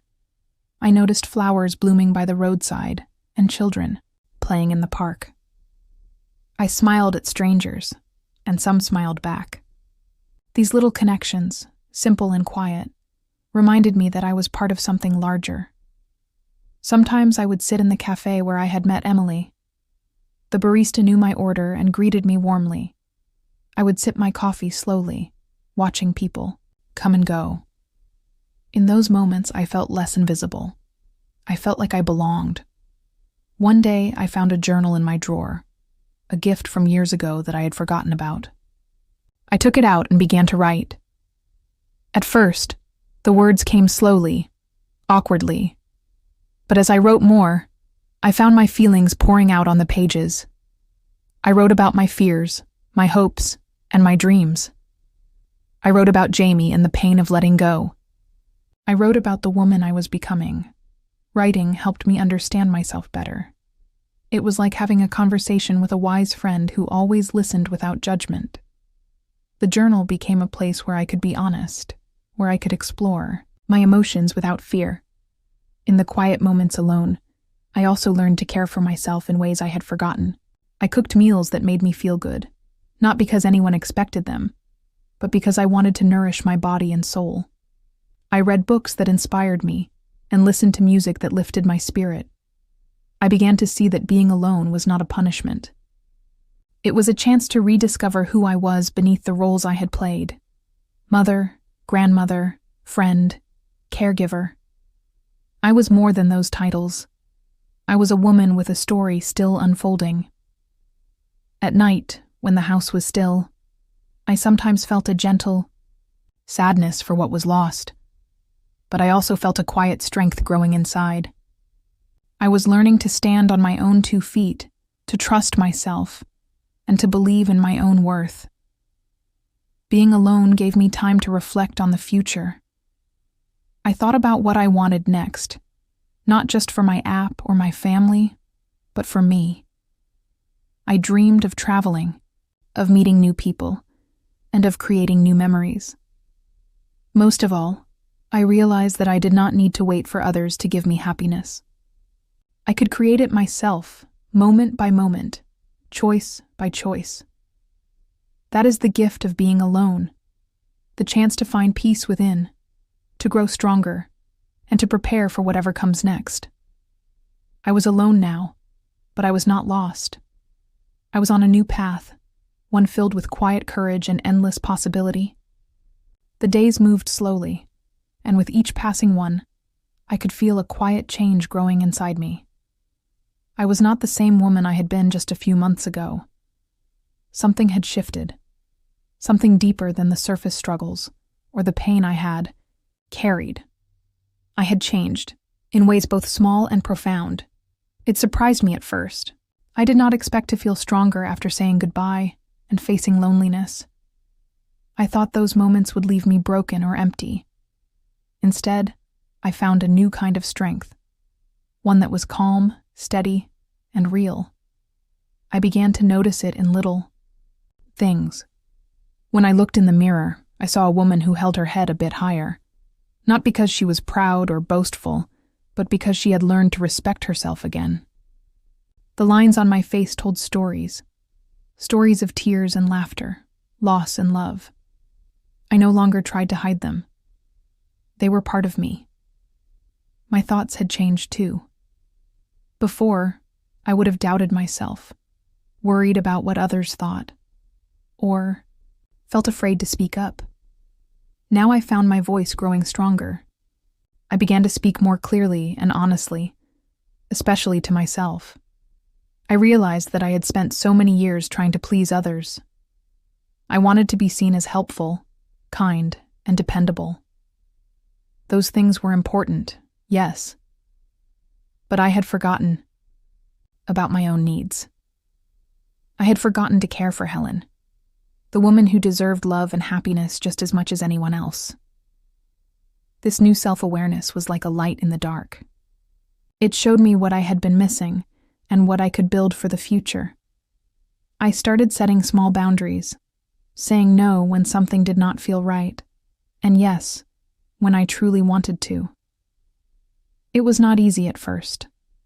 Old habits die slowly, But with practice, it became natural. One afternoon, I went to a small art gallery opening. It was not a place I would have visited before. I was always too busy or too unsure. But this time, I felt curious. I wanted to see something beautiful and new. As I walked among the paintings, I felt my heart open a little. The colors, the shapes, the stories in each piece spoke to me in ways words could not. A young artist approached me and started a conversation. She told me about her work and her dreams. I listened and shared a little of my own story.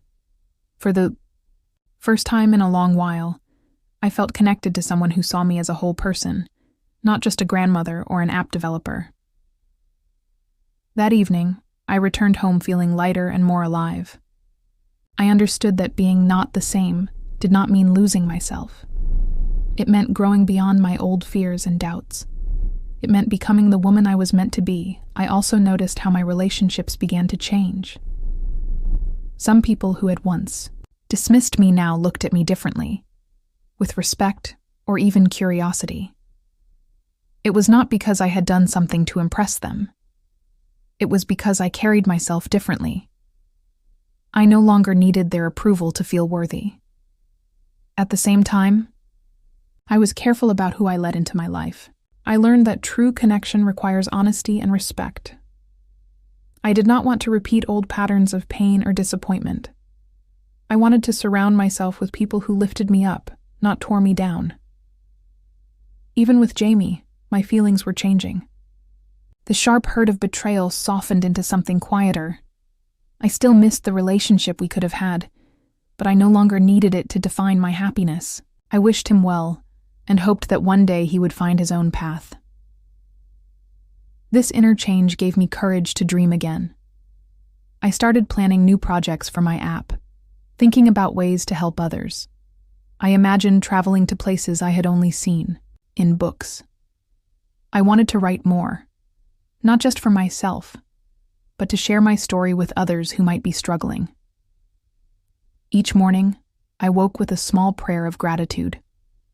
I thanked the universe for the lessons, the pain, and the healing. I knew the journey was far from over. Life would always have challenges. But now, I felt ready to face them with an open heart and a strong spirit. I was not the same woman I had been. I was better, wiser, kinder, and braver. I carried my past with grace, but I no longer let it hold me back. I looked forward to this future, knowing that whatever came, I would meet it as my true self. Helen, a woman who had been broken and had found herself again. The days grew a little brighter, not because the world around me changed, but because something inside me had begun to glow. A small light that I had almost forgotten existed. It was a gentle warmth in my chest. Quiet, but steady, like a candle flickering in the dark. It was hope. I remembered how I used to feel hopeful many years ago, before pain, before betrayal, before loneliness. That hope had felt distant, almost unreachable. But now, after everything I had been through, hope did not feel like a dream. It felt like a choice. One morning, I woke early and stood by the kitchen window, watching the sun rise over the quiet street. The sky was soft pink and gold, and the air smelled fresh and clean. I took a deep breath and allowed myself to feel the moment, really feel it. I realized that despite the hurt and the losses, life still had beauty to offer. There was still light to find. That day, I decided to call my friend Emily. She had been a steady support through all my struggles, and her voice always brought comfort. When she answered, I told her how I was feeling. A small light had begun to burn inside me.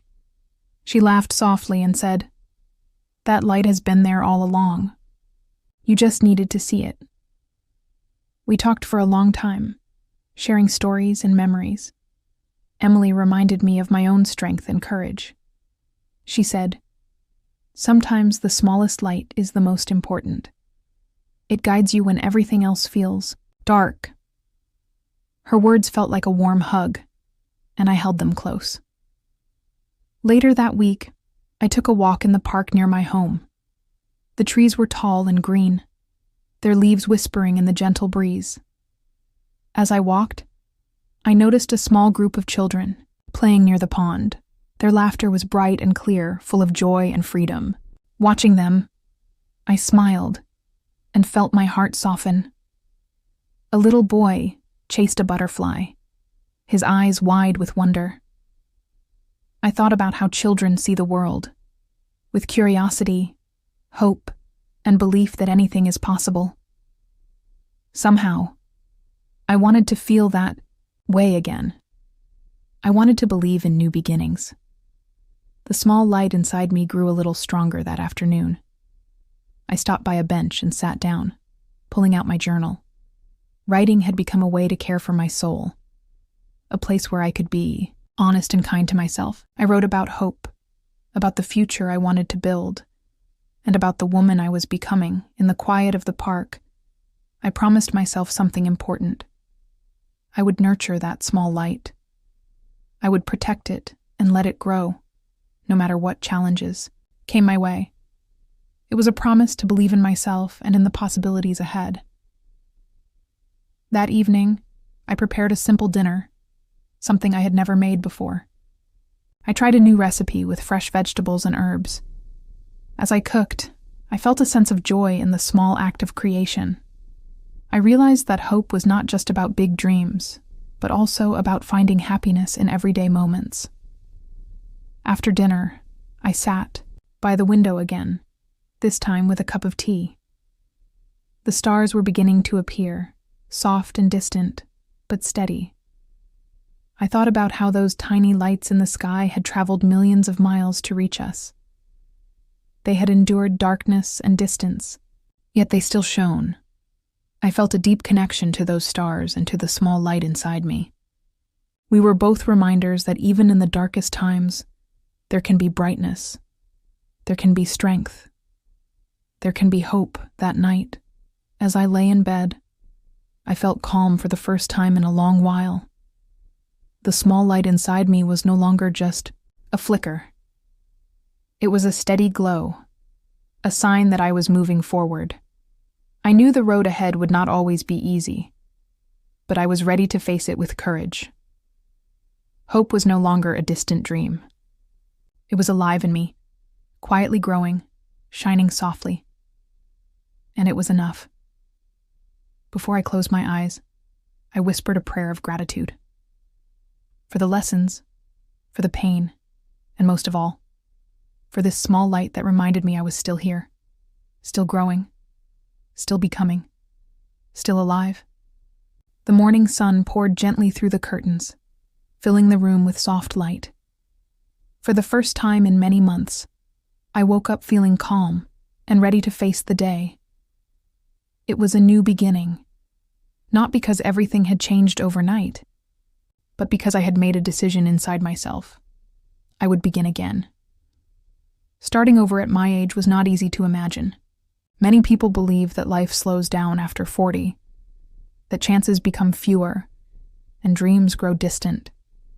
But I knew better now. I had learned that it is never too late to change, to grow, or to find happiness. I began with small steps. The first was creating a new morning routine that honored my needs and my heart. Instead of rushing through the day, I took time to breathe deeply, stretch gently, and enjoy a quiet cup of tea. Those peaceful moments gave me strength and clarity. Next, I decided to focus on self-care in a way I had never done before. It was not about expensive treatments or fancy clothes. It was about simple acts that nurtured my body and soul. I started walking every morning in the park near my home. The fresh air and green trees became a balm for my spirit. During those walks, I would listen to soft music or sometimes just the sounds of nature, birds singing, leaves rustling, footsteps on the path. I learned to be present in those moments, to feel alive again. At first, it felt strange to slow down and care for myself so gently. I was used to putting others first, to being busy and useful. But now I understood that I needed to fill my own cup before I could give to others. Along with self-care, I began to rebuild my social life. I reached out to old friends I had lost touch with and made plans to meet new people who shared my interests. It was not about quantity but quality, about connecting with people who lifted me up and accepted me as I was. One afternoon, I joined a local book club. The group welcomed me warmly, and we shared stories, laughter, and thoughtful conversations. It felt good to be part of something again, to have a place where my voice mattered. At the same time, I returned to my passion for my app. I spent time every day thinking about ways to improve it and help more users. The work gave me purpose and joy. I reminded myself that I was not just a woman who had been hurt. I was a creator, a problem solver, and a leader. I also allowed myself to dream again, about traveling to new places, learning new skills, and maybe even writing a book one day. Those dreams were not just fantasies. They were seeds of hope I was ready to plant and nurture. There were still hard moments. Sometimes loneliness crept in, or memories of the past made me sad. But I no longer let those feelings control me. Instead, I accepted them as part of my story and gently brought my focus back to the present. I found joy in small things, the taste of fresh fruit, the smile of a neighbor, the warmth of sunlight on my face. I learned to celebrate progress, not perfection. One evening, as I sat by the window watching the sunset, I felt a deep sense of peace. The sky was painted with shades of orange and purple, a reminder that every day ends, but also begins again. That evening I wrote in my journal, "Today I choose to begin again. Not because I am perfect or because everything is easy, but because I am worthy of happiness, growth, and love.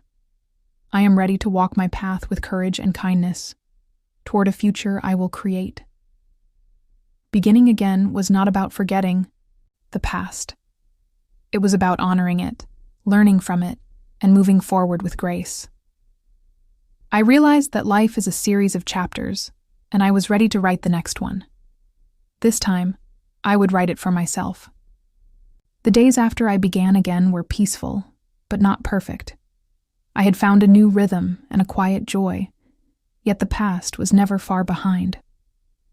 One afternoon, as I was sitting in the garden with a book, my phone rang. The caller ID showed his name, David. My heart skipped a beat. I had not heard from him in weeks, maybe months. I had tried to move on, to let go of the pain he caused, but his sudden call stirred old feelings, confusion, hope, and a little fear. I hesitated before answering.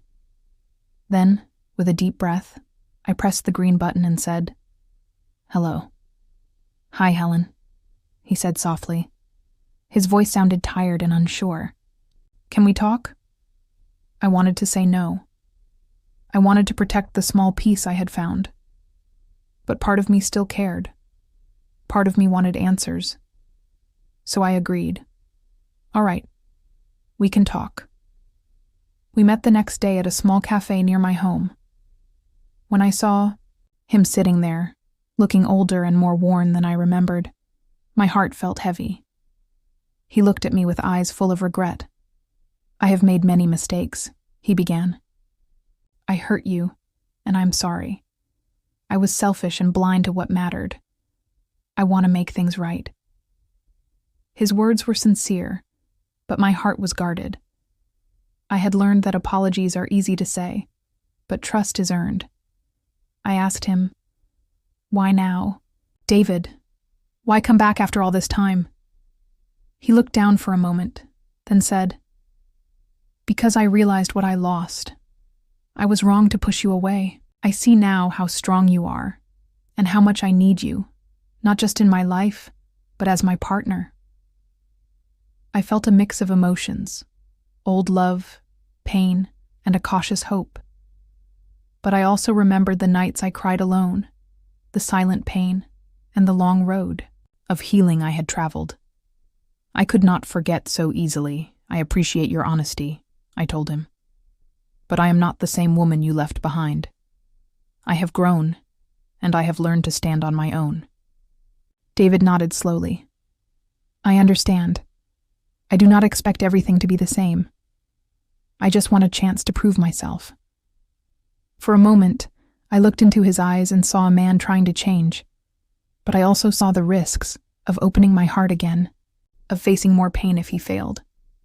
I told him, if we are to try again, it will not be easy. Trust must be rebuilt slowly. I need to see real change, not just promises. He agreed without hesitation. I am ready to do whatever it takes. We parted that day with a fragile hope between us. I felt tension inside me, the pull of the past and the promise of the future. It was not a clear path, but it was real. Over the next weeks, David made small efforts. He called more often, asked about my days, and shared his own struggles honestly. He did not rush or pressure me. Instead, he listened and showed respect. I noticed that I was beginning to trust him again, but carefully. I reminded myself to stay strong, to protect the light I had found. One evening, after a long day, David came to my home with flowers. He said, I want to show you that I am serious, not just with words, but with actions. I smiled softly and accepted the flowers. That simple gesture felt meaningful, a symbol of his commitment. Yet even with these moments, I knew I had to be cautious. My heart had been broken before, and I could not afford to be careless. I told myself, this is a test, not just for him, but for me. I must listen to my feelings and trust my instincts. Sometimes when he left after a visit, I would sit quietly and ask myself, am I ready for this? Can I open my heart again without losing myself? The answer was not always clear, but I knew one thing. I would choose carefully. I would choose myself first. The return of someone from the past can bring many emotions: joy, fear, hope, and doubt. For me, it was a chance to grow stronger, to set boundaries, and to remember my worth. As I moved forward with care, I realized that true love does not come from need or desperation. It comes from respect, honesty, and the willingness to walk side by side, even through the hardest days. And so, the story between David and me continued, uncertain, fragile, but full of the possibility to heal and to rebuild. I did not know what the future held, but I was ready to face it, with courage, with wisdom, and with the small light inside me shining steady. When David tried to come back into my life, I knew something deep inside me had changed. I was not the same woman I had been before. The pain I experienced, the tears I shed, and the lessons I learned shaped me into someone stronger, someone wiser. I remember looking in the mirror one morning, feeling a quiet but powerful sense of self. The woman staring back was calm, steady, and ready. She had been through storms and had not only survived but grown. The years of hurt taught me to protect my heart, to set boundaries, and to trust my instincts. In the past, I often put others' needs before my own. I wanted to be loved and accepted so badly that I ignored my own feelings. I believed that if I sacrificed enough, if I was patient and kind, everything would work out. But now I understood that love must be mutual. It must be based on respect and honesty, not on pain or sacrifice alone. When David reached out to me again, I listened with my heart, but also with clear eyes. I noticed how he spoke, how he acted, and whether his promises matched his actions. I had learned to see beyond words, to feel the truth in the small things. I asked myself often, do I feel safe? Do I feel respected? Am I being seen for who I truly am? These questions guided my decisions and kept me grounded. One day we met for coffee again. I could tell David wanted to impress me, to show he had changed. But I stayed calm and steady. I listened carefully, but I did not rush to forgive or forget. I told him honestly, I appreciate your efforts, but trust is built slowly. I am not ready to jump back into what we had. David nodded. I understand, Helen. I will be patient. That patience was different from the past. It showed respect for my pace and my healing. It made me feel hopeful, but still cautious. I also took time to focus on myself. I spent more days doing things that made me happy. I painted again, something I had not done in years. I joined a yoga class to calm my mind and strengthen my body. I wrote in my journal every evening, reflecting on my feelings and growth. These activities reminded me of who I was beyond relationships and family struggles. They reminded me that I was a whole person, deserving of love and kindness, from others and from myself. I shared some of these changes with David, and he seemed to respect the new me. He listened when I spoke about my dreams and my fears. He did not try to fix me or change me. Instead, he supported me, which was something I had not experienced before.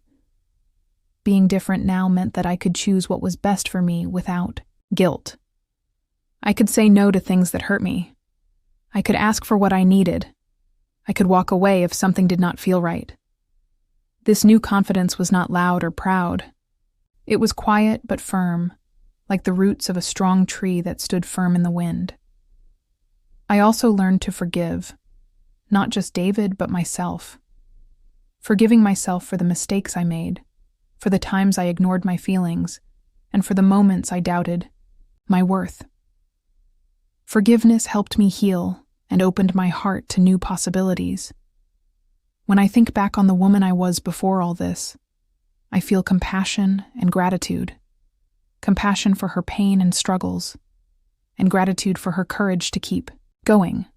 Now I know that being different means I am free to write my own story. It means I can create a life filled with respect, love, and joy. It means I can face the future without fear, knowing that whatever comes, I have the strength to handle it. David's return was not the end of my story. It was a new chapter, one where I held the pen and decided what to write. I am different now, stronger, wiser, and more loving towards myself. And that is the greatest gift I could ever receive. Choosing myself was not an easy decision. It took many quiet moments of reflection and a deep conversation with my own heart. When David tried to come back into my life, I felt a strong pull between the past I once knew and the future I wanted to create. That tension forced me to ask a very important question. Who do I want to be? And what do I truly deserve? For years, I had lived in the shadow of others' opinions and needs. I had put my family first, hoping they would notice me, love me, and respect me. But the truth was clear. I was often invisible, ignored, or misunderstood. My feelings were brushed aside like they did not matter. I carried pain silently because I wanted to keep the peace. But peace built on silence and sacrifice is fragile. I realized that if I wanted real peace and happiness, I had to start with myself. I had to give myself permission to be seen, heard, and valued. I had to choose myself first. It was a quiet morning when the thought became clear in my mind. I was sitting alone in my favorite chair, drinking tea and watching the sun rise slowly. The light came softly through the window and warmed my face. In that gentle moment, I felt a calm certainty settle over me. It was time to stop living for others and to begin living for myself. When David called again, I listened carefully. He spoke with kindness and regret, but I knew that my feelings had changed. I said gently but firmly. David, I appreciate you reaching out, but I have to be honest. I choose myself now. I choose to protect my heart and my peace. He was silent for a moment. Then he said quietly, I understand. I only want what is best for you. That moment was powerful. It was not a rejection full of anger or bitterness. It was a clear statement of self-respect. It was my way of saying that I was no longer willing to settle for less than I deserved. Choosing myself meant setting boundaries. It meant saying no to people and situations that drained my energy or made me doubt my worth. It meant listening to my inner voice, even when it was hard. At first, it felt strange to put myself first. Old habits die slowly. I felt guilty sometimes, as if I was being selfish. But then I reminded myself that self-care is not selfish. It is necessary. Just like the airplane safety instruction says, put your own mask on first before helping others. If I did not take care of myself, I could not be there fully for anyone else.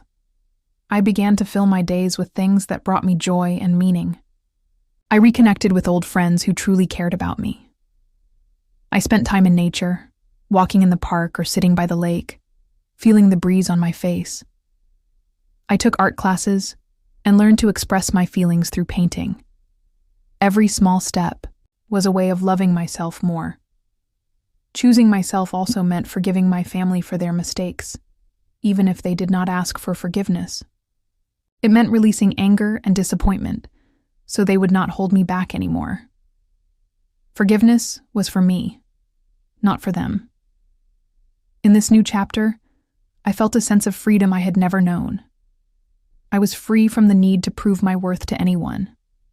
I was free from the fear of being abandoned or rejected.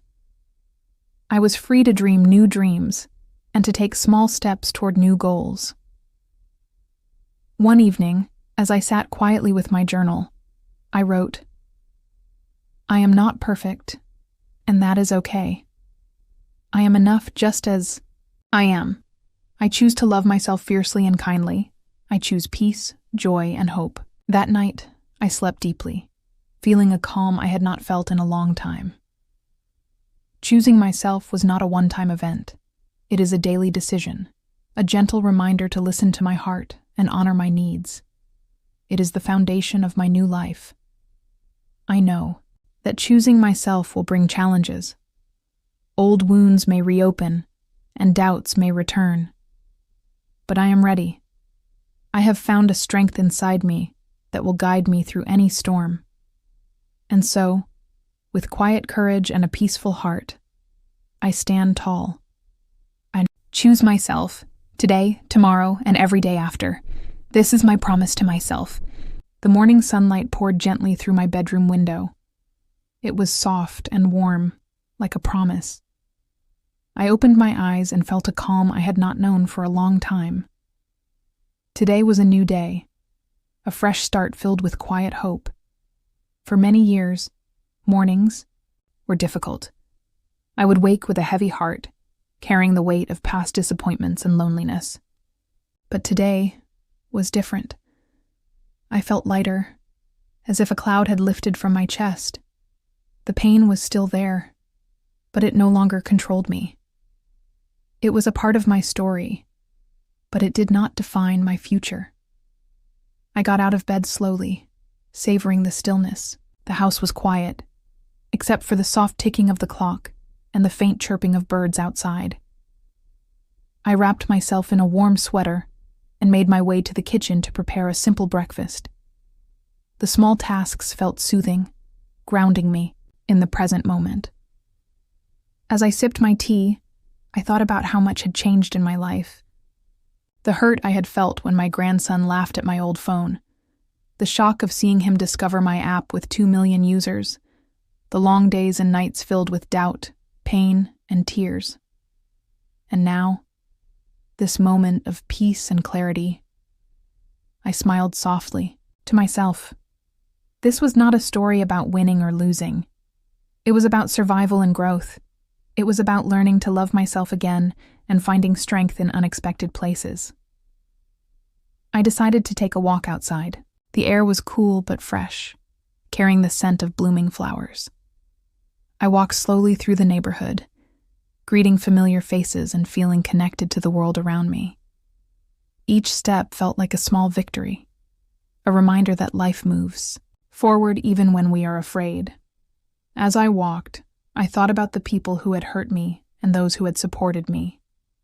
I realized that everyone carries their own struggles.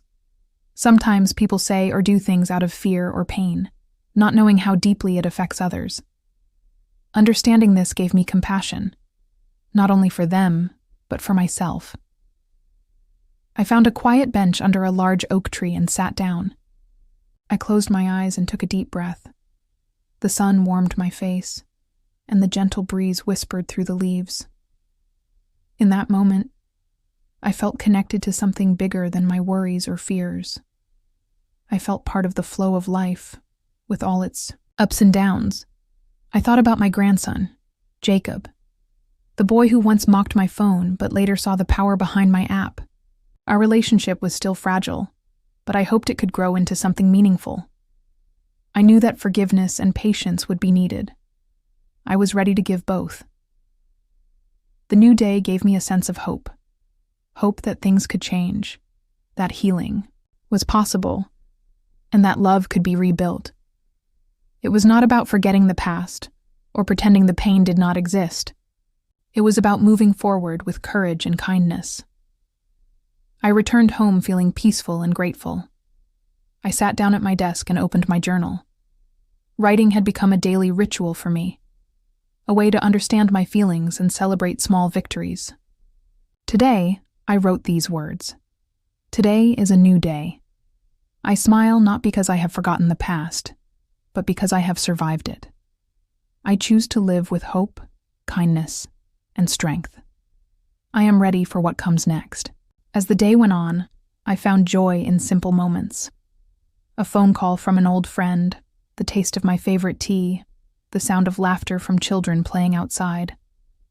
These small things reminded me that life was still full of beauty and possibility. That night, as I prepared for bed, I felt a quiet pride. I had come a long way from the woman who felt invisible and hurt. I had found my voice, my strength, and most importantly, my self-respect. I knew the journey was not over. There would be challenges ahead, moments of doubt and sadness. But I also knew I had the courage to face them, because I had learned to choose myself every day. As I closed my eyes, I whispered a gentle promise to myself. I will keep going. I will keep growing. I will keep choosing me. And with that, I fell into a peaceful sleep, ready to greet whatever the next new day would bring. Gratitude was a feeling I had not practiced much before. For a long time, my mind was crowded with worries, doubts, and old hurts. It was easy to focus on what was missing or broken in my life. But now, after all the storms I had faced, I found myself wanting to say thank you. Not just to others, but also to myself. I sat quietly in my living room one afternoon, sunlight warming the floor by my feet. I took a deep breath and thought about the people who had been part of my journey. Each one had shaped me in some way, even those who had caused pain. It was strange, but the pain had taught me important lessons about strength and forgiveness. I thought first about Jacob, my grandson. When he laughed at my old phone, I felt small and invisible. Yet, that moment sparked a chain of events that changed everything. It led me to reveal the secret of my app, something I had kept hidden for so long. Jacob's disbelief turned into respect, and slowly, our relationship began to heal. I felt grateful for that difficult beginning because it opened a new door between us. Then, there was David. Our relationship had been complicated and painful. At times I felt betrayed and hurt deeply, but in facing those emotions, I learned to stand up for myself. I discovered my own worth beyond the opinions of others. I thanked him in my heart, not because of what he did, but because of what I found inside myself because of him. I also thought about my closest friends. They had stood by me quietly, offering comfort without judgment. They reminded me that I was not alone, even when I felt lonely. Their kindness was a steady light in dark times. And for that, I was truly grateful. Most of all, I wanted to say thank you to myself for the courage to keep going, for the patience to heal slowly, for the strength to choose myself when it mattered most. I had come a long way from the woman who doubted her value and hid behind silence. Now, I was someone who faced her truth and dared to dream again. To show my gratitude, I began a small ritual. Each morning, I wrote down 3 things I was thankful for. Some days it was simple: a warm cup of tea, a smile from a neighbor, the sound of birds outside my window. Other days, it was deeper: the ability to forgive, a kind word from Jacob, the peace I felt after a hard conversation. This practice changed my perspective. It helped me see that even in difficult times, there were moments of beauty and grace. It reminded me that life was a mixture of pain and joy, loss and hope. One afternoon, I received a message from an old colleague. She congratulated me on my app's success and said she admired my strength. Her words touched me deeply. I replied with honesty, sharing a little of my journey and thanking her for believing in me. That exchange felt like a bridge connecting my past and present. Gratitude also helped me let go of resentment. I realized that holding on to anger only weighed me down. When I chose to say thank you instead, I felt lighter, freer. It was not always easy, but it was healing. I remembered a lesson from a book I once read. Gratitude turns what we have into enough. Those words became a guiding light. I learned to appreciate what I had, rather than focusing on what I lacked. At night, as I prepared for sleep, I thought about how far I had come. I was no longer defined by others' opinions or my past mistakes. I was growing into a woman who knew her worth and embraced her story fully. Before closing my eyes, I whispered softly, "Thank you. Not just for the good moments, but for the hard ones too. They shaped me into who I am today." This feeling of gratitude did not mean I forgot my struggles. It meant I honored them as part of my path. It gave me hope that no matter what happened next, I could find strength and peace within myself. And so, with a grateful heart and quiet confidence, I looked forward to the days ahead. I knew there would be challenges, but I was ready. I was stronger than I ever imagined. I had learned to say thank you, and in doing so, I found a new way to love my life. Forgiveness is often thought of as something we give to others. Yet I came to understand that the hardest forgiveness is the one we owe ourselves. For many years, I carried a heavy burden of guilt and regret. I blamed myself for mistakes I thought I had made, for moments I wished I could change. That weight held me back from truly living. One quiet evening, I sat alone by the window. The sky was painted in soft colors as the sun began to set. I let my thoughts drift back over the years, the soul, times I felt invisible, the arguments, the lost chances to connect with Jacob, and the doubts that clouded my mind. I realized how harsh I had been with myself. I had expected to be perfect, to always know the right thing to say or do. When I failed, I judged myself more severely than anyone else ever did. That night, I decided it was time to change. I wanted to forgive myself for all those years of self-criticism. I wanted to stop being my own worst enemy. I wanted to find peace. I began by writing a letter to myself. At first, the words were stiff and awkward, but slowly my heart softened. I wrote about the pain I carried and how it was okay to feel hurt. I acknowledged my mistakes, but also reminded myself of the courage it took to keep moving forward. "I forgive you," I wrote, "for the times you felt weak, for the moments you were afraid, for the mistakes you made because you were only human. Writing this letter was a strange and powerful experience. It was as if I was finally holding my own hand, offering kindness instead of criticism. I felt tears fall quietly, but they were tears of relief, not sadness. Forgiving myself did not mean I forgot what had happened. It meant I accepted my imperfections and chose to treat myself with the same compassion I tried to give others. I realized that holding on to blame only kept me trapped in the past. I also understood that forgiveness was a process, not a single moment.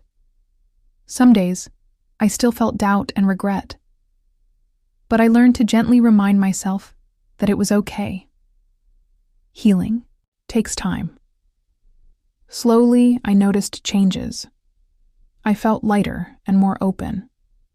I stopped comparing myself to others or trying to prove my worth constantly. Instead, I began to celebrate small victories, like reaching out to Jacob, finishing a chapter of my book, or simply enjoying a quiet morning with a cup of tea. Forgiving myself helped me build better relationships too. When I was kinder to myself, I became more patient and understanding with those around me. I could listen without rushing to judgment or react with anger. It was as if a new space had opened inside me for love and connection. One afternoon, Jacob came to visit. We sat in the garden, talking about the future and our dreams. I shared some of my fears and hopes, and he listened without interruption.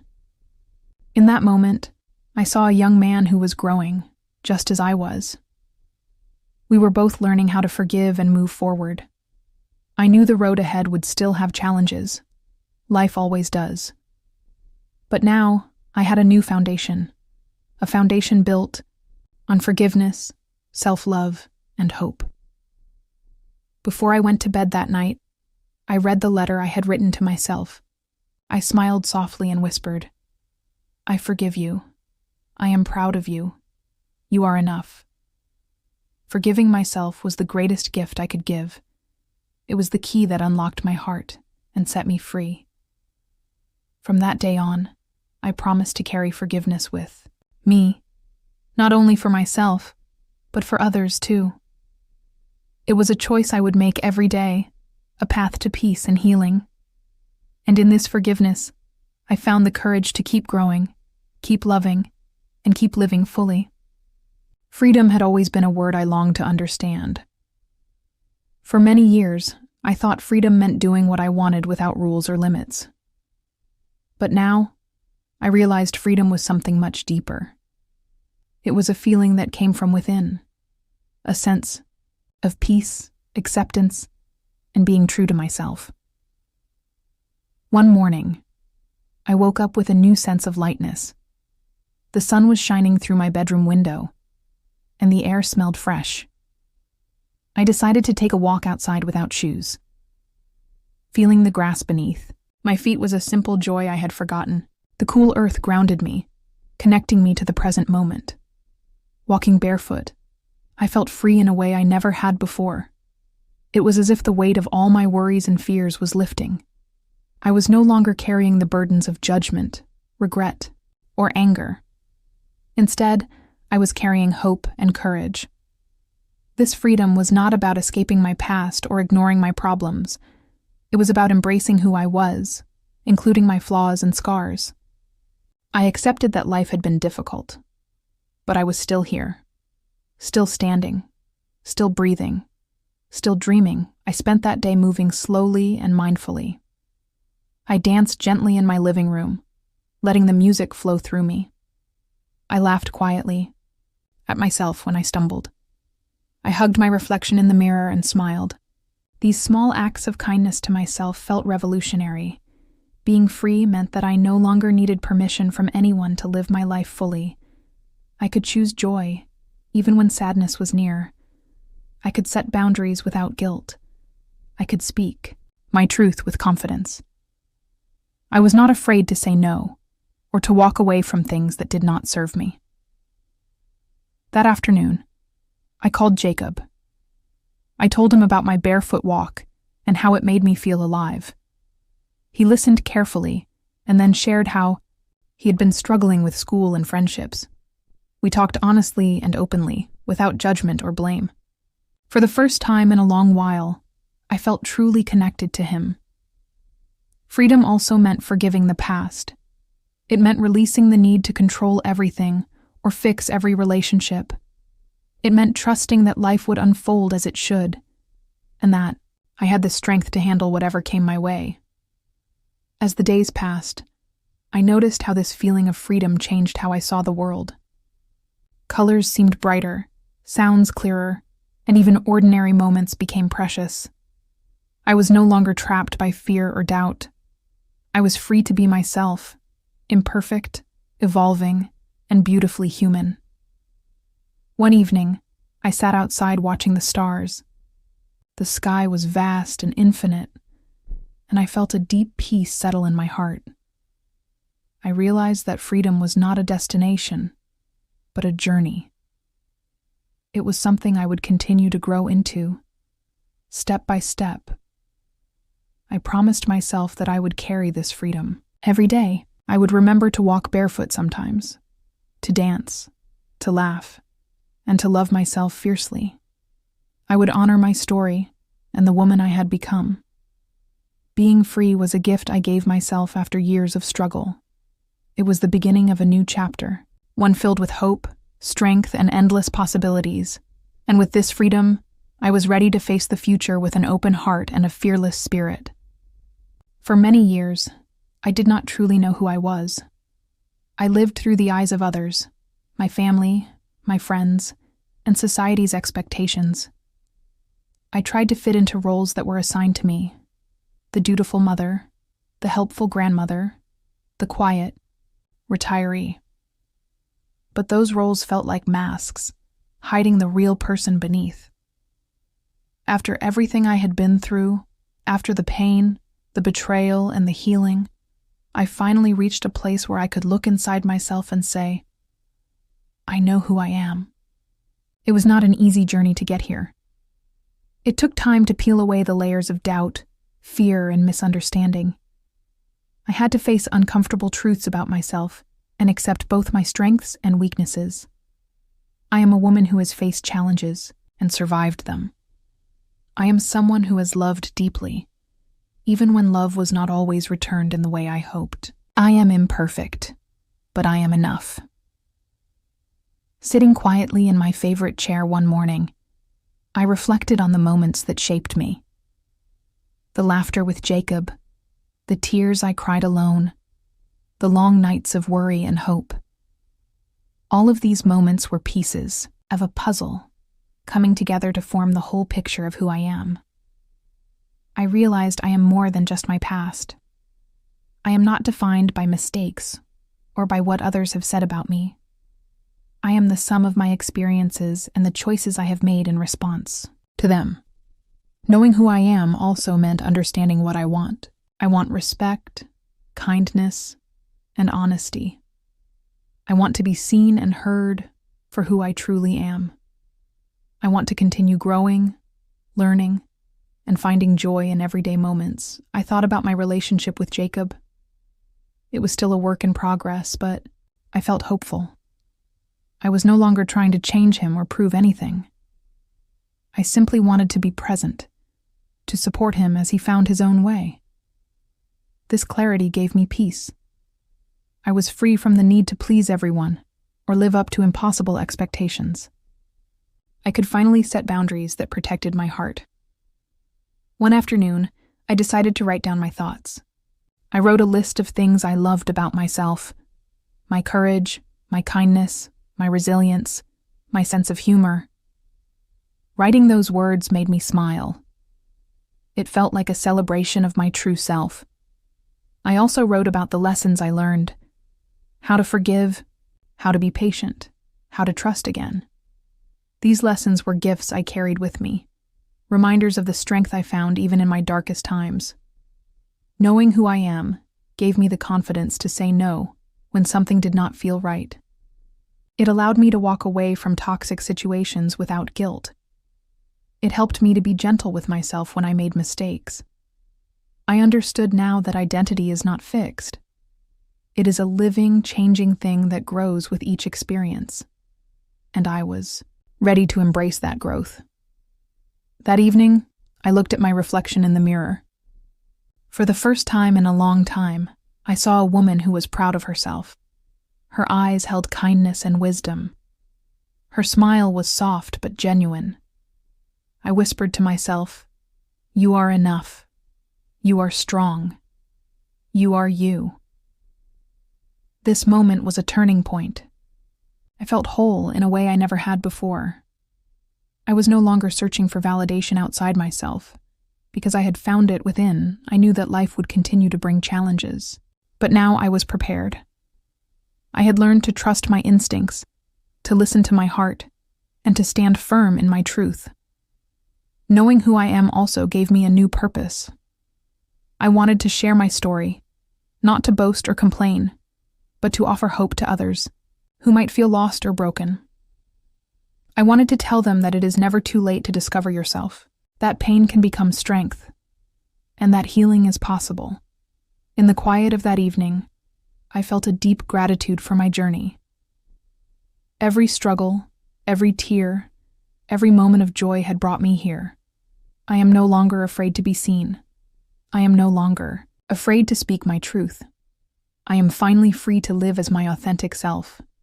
And that is the greatest gift I have ever received. As I sit here today, sharing my story with you, I feel a gentle calm inside. This journey I have taken, the struggles, the tears, the healing, it was never just about me. It was about finding a way to connect, to remind you that you are not alone in your pain or your hopes. If you have ever felt invisible or unheard, if you have ever doubted your worth because of what others said or did, then please listen closely to what I want to tell you now. You are stronger than you know. Even when life feels heavy and your heart feels broken, there is a power inside you that cannot be taken away. It may hide sometimes, covered by fear or sadness, but it is always there. And when you are ready, you can find it and hold it close. Trust yourself. Your feelings are real and important. Do not let anyone make you believe otherwise. It is okay to be afraid, to feel confused, or to need time to heal. Healing does not happen all at once. It is a slow, gentle process. Be patient with yourself as you grow. Remember, your story matters. Every part of your life, joyful moments and painful ones, has shaped the person you are.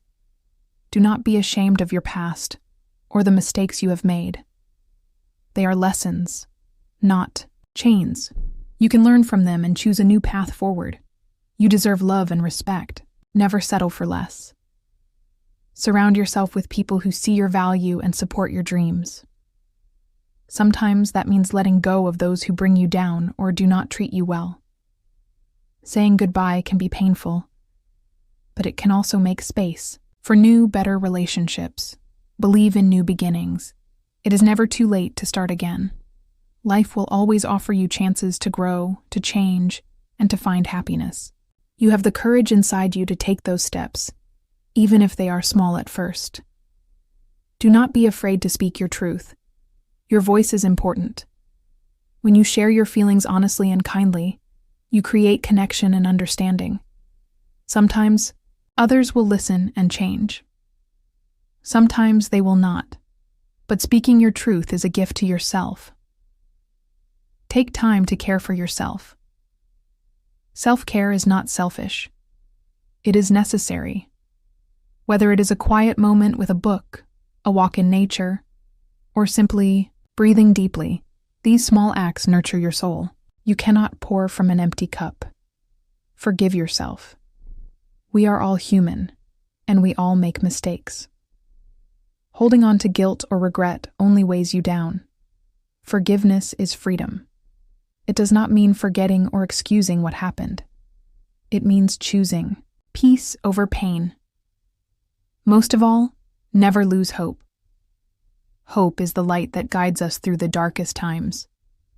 hold on to it tightly. Let it inspire you to keep moving forward, no matter how hard the journey feels.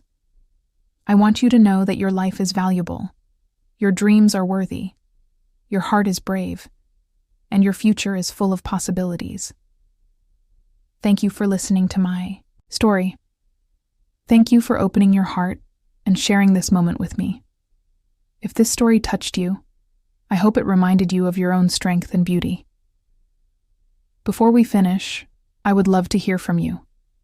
Where are you listening from? What feelings or thoughts did this story bring up for you? Please share in the comments or with someone you trust. Connection is part of healing. If you feel moved by this story, please subscribe and join me for more journeys like this. Together, we can find courage, hope, and love in the stories we share. Remember, you are never alone. You are stronger than you think. And your story is still unfolding, full of light and endless possibility. Thank you, from the bottom of my heart, for being here. Take care of yourself. Be gentle. And know that you are deeply valued.